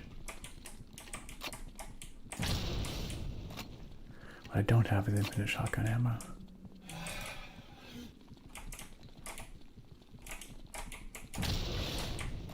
Come on. God, how much health do these dudes have? I really feel like I ought to be able to use the scythe on them. wonder if the silver bullet will do more.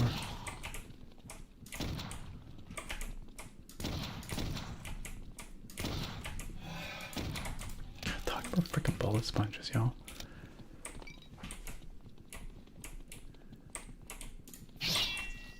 Okay. At least I managed to hit him. Ah, he's got one. Okay, one more to go. Shoot.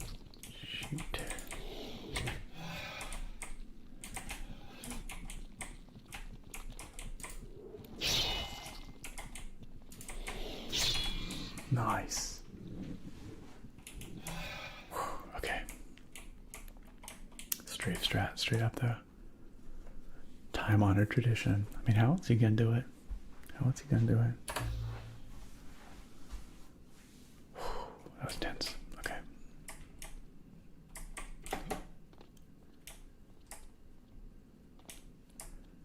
Seriously though, that lady just casually walked from this direction, you know?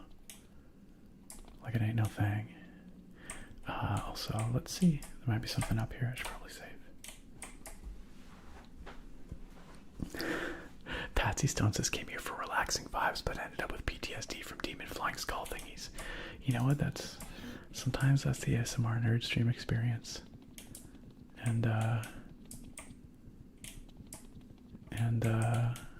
that's just the way it is. I do apologize. I did warn people at the beginning of the stream that there was, you know, some gruesome stuff in here and some jump scares, but maybe I should put something in the title for future.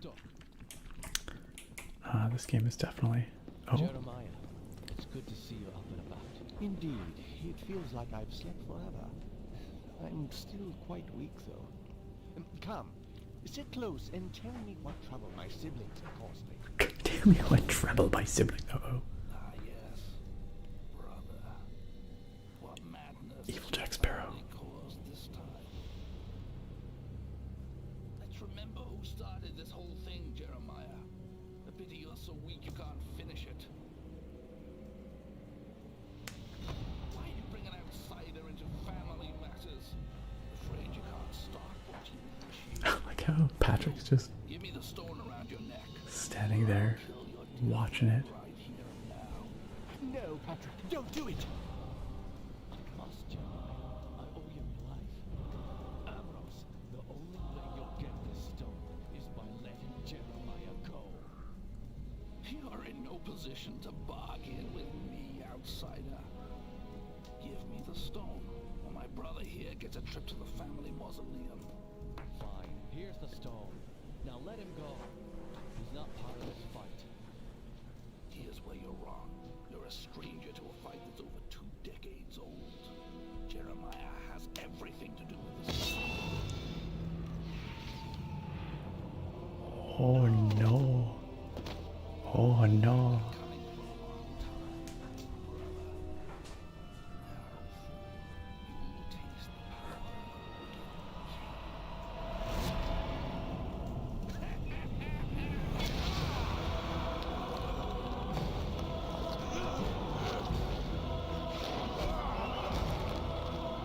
Sorry, second loud.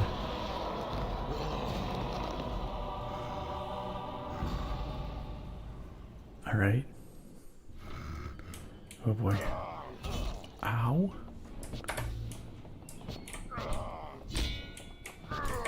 Yeah, I probably don't want to be in melee with this guy, I'm thinking. Ow. Oh man. Oh man. Oh boy.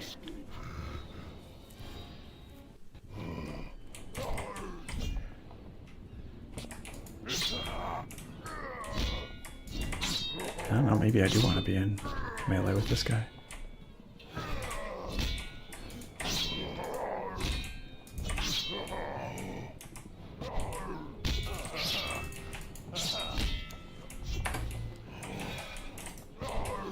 Oh, where's my dodge roll? I will crush you. Definitely still chilling. Mock Sean, thank you for the follow. I'm glad you're enjoying the chill ASMR vibes we got going on here tonight. Oh man. I can at least turn down the volume a tad here. Let me quiet things down a little bit so it's not quite so, you know. Yeah, he is kind of scary, isn't he? Also, he just killed his brother. Rip Jeremiah, right? Also, yeah, you're right. Jeremiah did not bleed. That was kind of weird, huh? That was a little weird. Matt McNichol over on YouTube says, my name's Ken Bone, world famous paleontologist. You've entered the bone zone. You know it. Man, I forgot all about Ken Bone. So Patsy is here for the PTSD-inducing gameplay. I'm glad. Because here's some more. Alright. Let's see what we can do. Ow. Ow.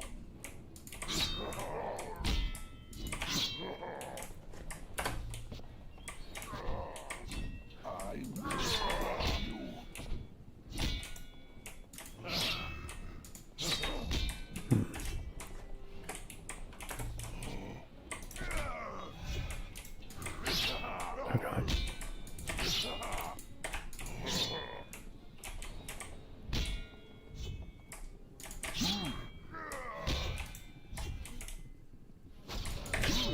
Whoa. Excuse me, what? Oh wait, it's attacking him? Why? I'm just gonna chop him as much as I can. I feel like this is a phase of the boss fight I'm supposed to do something with, but I don't quite know what to do. Clearly I was supposed to do something there.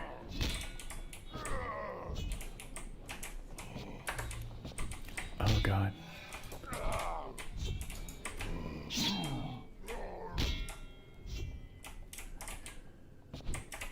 Ow. Yeah, what's my scythe doing here? I don't know what's happening there. Welcome to spooky season. Nothing worse than a boss that can jump across the room and lock it on you instantly. Pretty much, yeah. Alright, well this whole melee thing is not really working so hot. Let's switch up our strats here. Let's try the shoddy.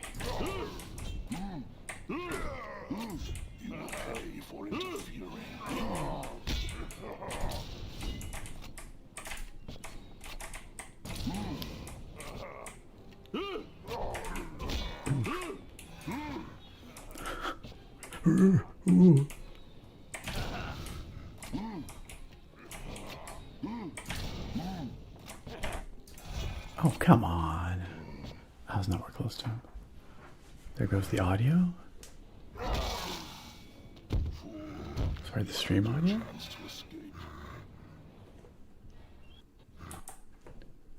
Can y'all hear me still? Kuro says there goes the audio. I'm not sure what Kuro is referring to.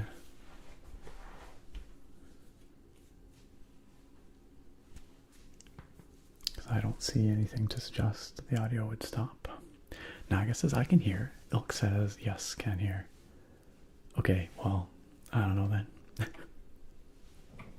maybe Kuro was referring to something else. Matt says audio good for me. Okay, good. Thank you. Thank you for confirming, y'all. Maybe Kuro was referring to something else. Kuro says, hold on, this might be a me thing then. Okay. Patsy says, I remember last year you did several streams on the excavation of Hobbs Barrow. Oh, yes. Yes, I was thinking about that. We should play that this year for sure. Good thinking. So good. I ordered the game physical and it should be here soon. We should definitely play more of that because we never got that far in it, but I would love to return to it. That was a good time, y'all. I thought that game was like creepy and weird in just the right way, but it never, like when we were playing it, it never got that creepy. It was just like threatening to become creepy, you know? It was kind of where it was at. I quite enjoyed that. Welcome back, Kuro. Hopefully your audio is functional again this time. Yeah, that was weird, Patsy. Yeah, that was creepy. For sure. Yo, CMAS, what's up? You can hear my vocal cords vibrating the air. CMAS, happy anniversary. Happy anniversary. Well worth celebrating. It's a big one. Hopefully you can hear my vocal cords vibrating those good wishes to you. Yeah, since we're here. Pour it out. Cheers.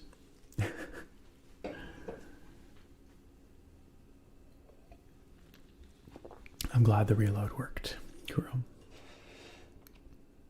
Attractive, we will definitely play some more Hobbs Barrow. We can do that next week if y'all want. I had kind of forgotten about it, like I said. Or I had remembered it and then forgot about it and then remembered it and then forgot about it. Forgot that it was a good spooky season game, but thank you for reminding me. Yeah, well, we can do that next week for sure. We are safe from Evil Jack Sparrow in the pause menu. But we will have to go back and face him again, unfortunately. Sadly. Ain't no escaping it. Oh, the beer's delightful. It is the Bite Me Raspberry Sour. It's a nice sour in that it does pack a lot of raspberry flavor, but it's not very sweet. It's actually quite sour, quite tart. But you definitely taste that raspberry. For sure. Alright, y'all ready for this ultra relaxing boss fight? Here we go. Here we go. Let's get back to it. I'm really not sure what the good strats here are. I feel like this melee strat's actually maybe not terrible.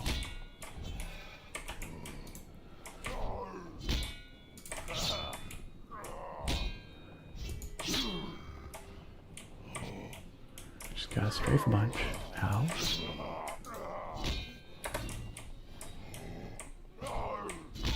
Man. Yeah, we get it. This is still kind of loud, huh?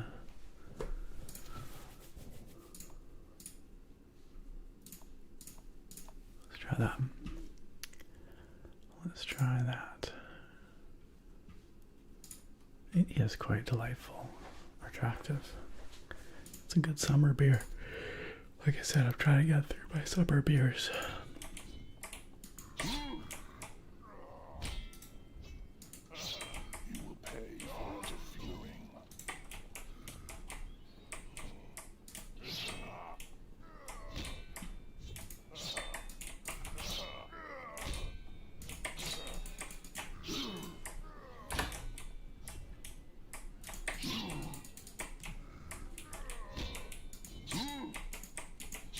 He is pretty slow, at least. Oof. Okay, so then this happens. I feel like the stone is glowing. What am I supposed to do about that? Like I'm supposed to remove the stone somehow, but I'm not sure how I would go about that. You know? I have beat this fight once before, but it was a long dang time ago. And I actually do not remember what the various strats are. Ow.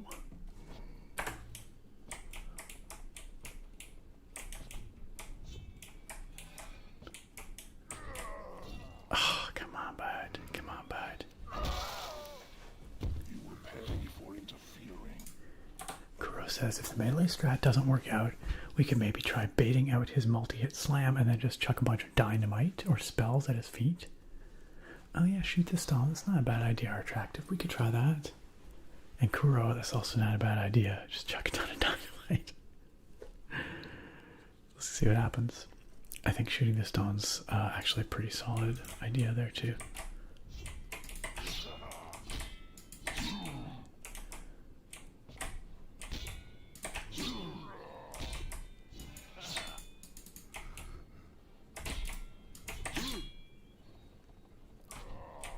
feel like we've gotten the furthest though. Ow. When using the scythe like this.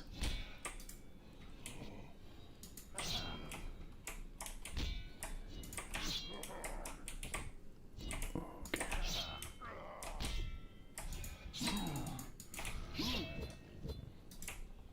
Okay, let's gotta get to the frick, come on, where's my pistol? Yeah, check it out. I got the stone back. Oh no, he's small. He's small. Okay, he can be hurt now? Okay, sure, Molotov, let's do it. Okay, right, don't step in the fire.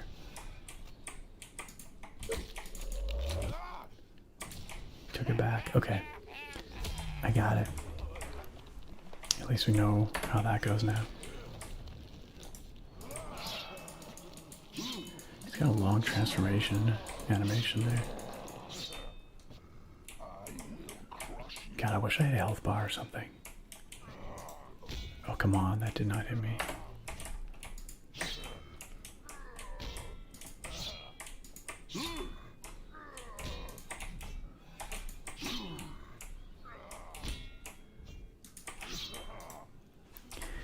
It could be that he just doesn't have health in a general sense. Maybe we just have to trigger that interaction a few times, you know?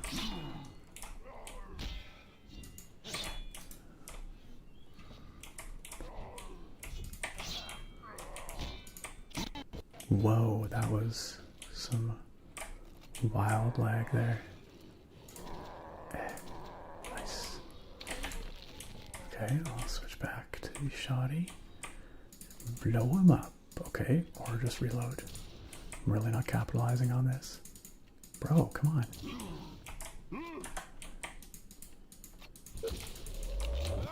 Man, that is not great. That weapon just fires really slow. Okay, I think what I really want is the scythe out when he goes into that state. That's not a bad idea, Kuro. The war cannon. You might be right. I don't know if it would slow down a boss like this or not. Let's find out. If I can hit him. Ooh, ouch. Is he slowed? Yeah, I think so. Ah, god dang it. Well, we got further.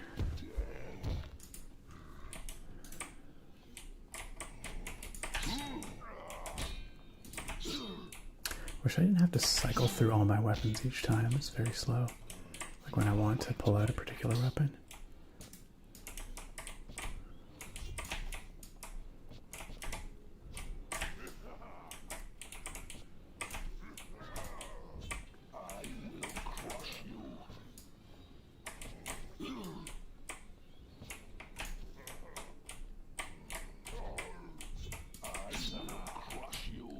Oof. Okay. There we go. Come on. Nice. Got it.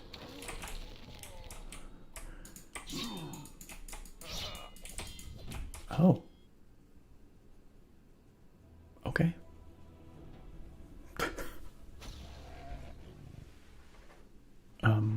Excuse me. Yeah, that was pretty easy. Hello? Why are these guys helping me now?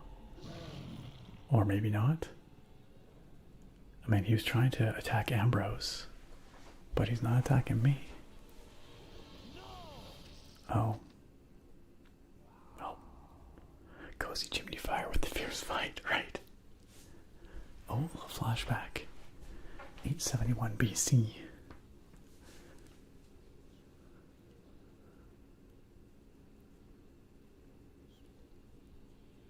Bummer for Ambrose.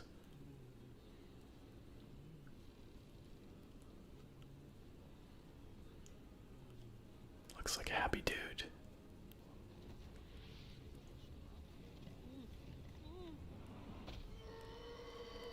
Oh, buried him alive. Wait, I'm alive.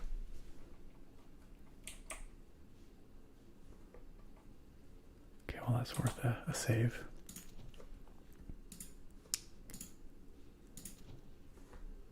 And we can turn the sound back up a bit again.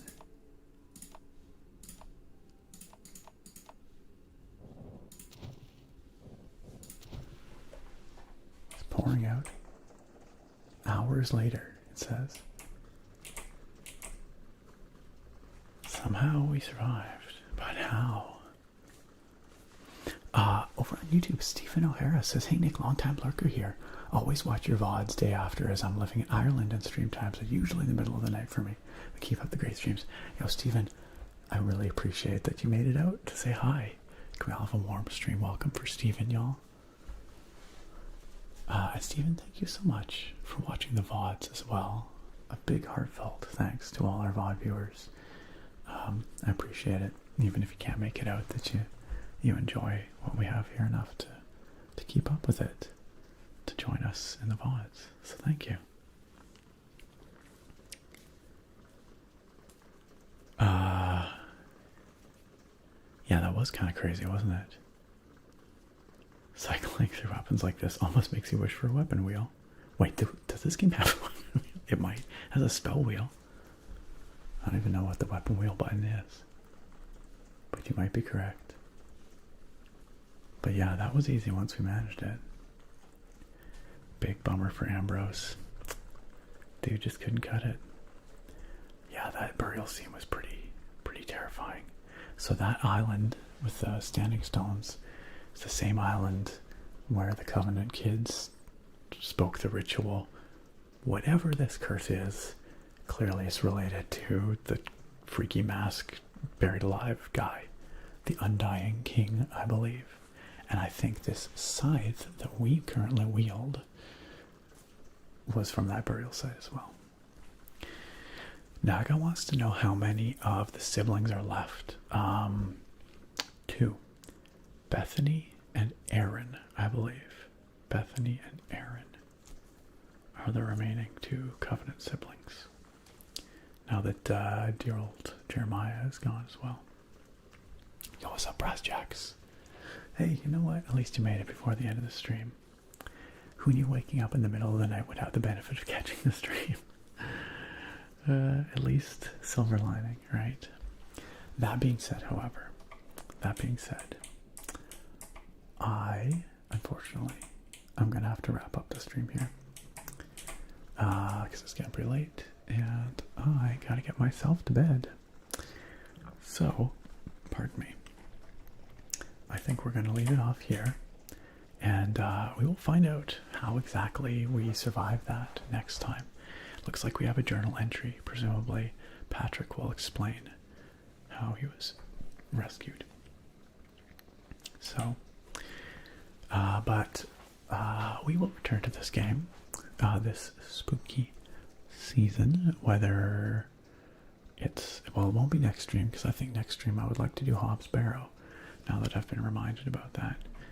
But, perhaps the week after, or the week after that, I don't know, we'll just have to see. But at some point, we will return to Undying and make some more progress. But now we've taken down 2 of the 4 Covenant siblings, so made a little bit more progress. Thank you for welcoming in Stephen Ilk. Naga says, I'm going to see Sleep Token on Tuesday. Yo, that show's going to be amazing. That is awesome. You'll be staying in a hotel in a different city. Have a freaking blast. Naga, I bet you that show's going to be dumb litty. It's going to be very fun. You'll have to let us know how it goes. Hey, my pleasure, Yak, and no. That was super entertaining, says Attractive, especially the leg explosion. Just one leg. Kuro says, wonder what game we'll play every year when we finish this one. Maybe it'll be Hobbs Barrow. Maybe that'll take us years and years to finish. I'm excited to get back to it too, Attractive. That game was very cool. In the meantime, friends, let's find someone to raid. You know how we like to do it around here. If you guys want to keep vibing, far be it from me to tell you we gotta stop. So let's find someone I can drop you off with so you can continue to enjoy some spooky but relaxing vibes. I'm not quite sure how relaxing it was tonight, truly. But that's okay. That's okay. Hopefully y'all enjoyed it nonetheless. Hobbs Barrow is a little less actionful, so. But I think this was a fun start to the spooky season, personally.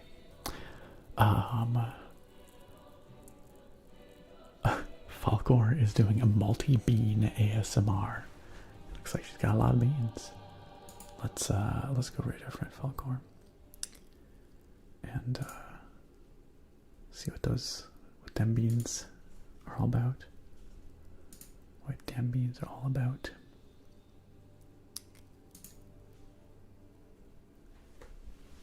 So when does the bean content start? Asks CS in her chat. Hopefully soon. Alright, friends.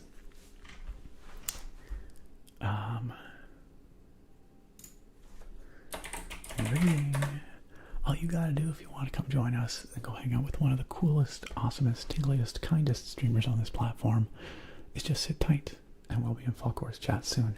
If you like what she's got going on over there, and I'd be shocked if you didn't, please consider hitting that follow, supporting another awesome streamer on this platform. If you are subscribed, you have access to our very fun raid emote, which you are free to use as much as you like. I mean, within limits. Maybe don't like repeatedly spam her chat with it. She might not like that, but you know what I mean. You know what I'm saying. Alright, friends. I hope you have a wonderful week. I hope you have a great sleep tonight. If you're going to bed, I hope you have a great work day. If you're going to work, whatever you're doing, I hope it's excellent. A big thank you to everybody for coming out tonight. I appreciate you choosing to spend your time hanging out here, making this place better just by being here. I really do appreciate it. Big shout out, of course, to our moderators as well. I saw Nicoma out briefly. Any others that might have been lurking, thank you. Oh, Famcam was out. Gracie was out. Appreciate it. And I'll see y'all next week. Good night, friends. Sleep well. Good night, Bruce, Naga, Attractive, Logo Tone. See you later.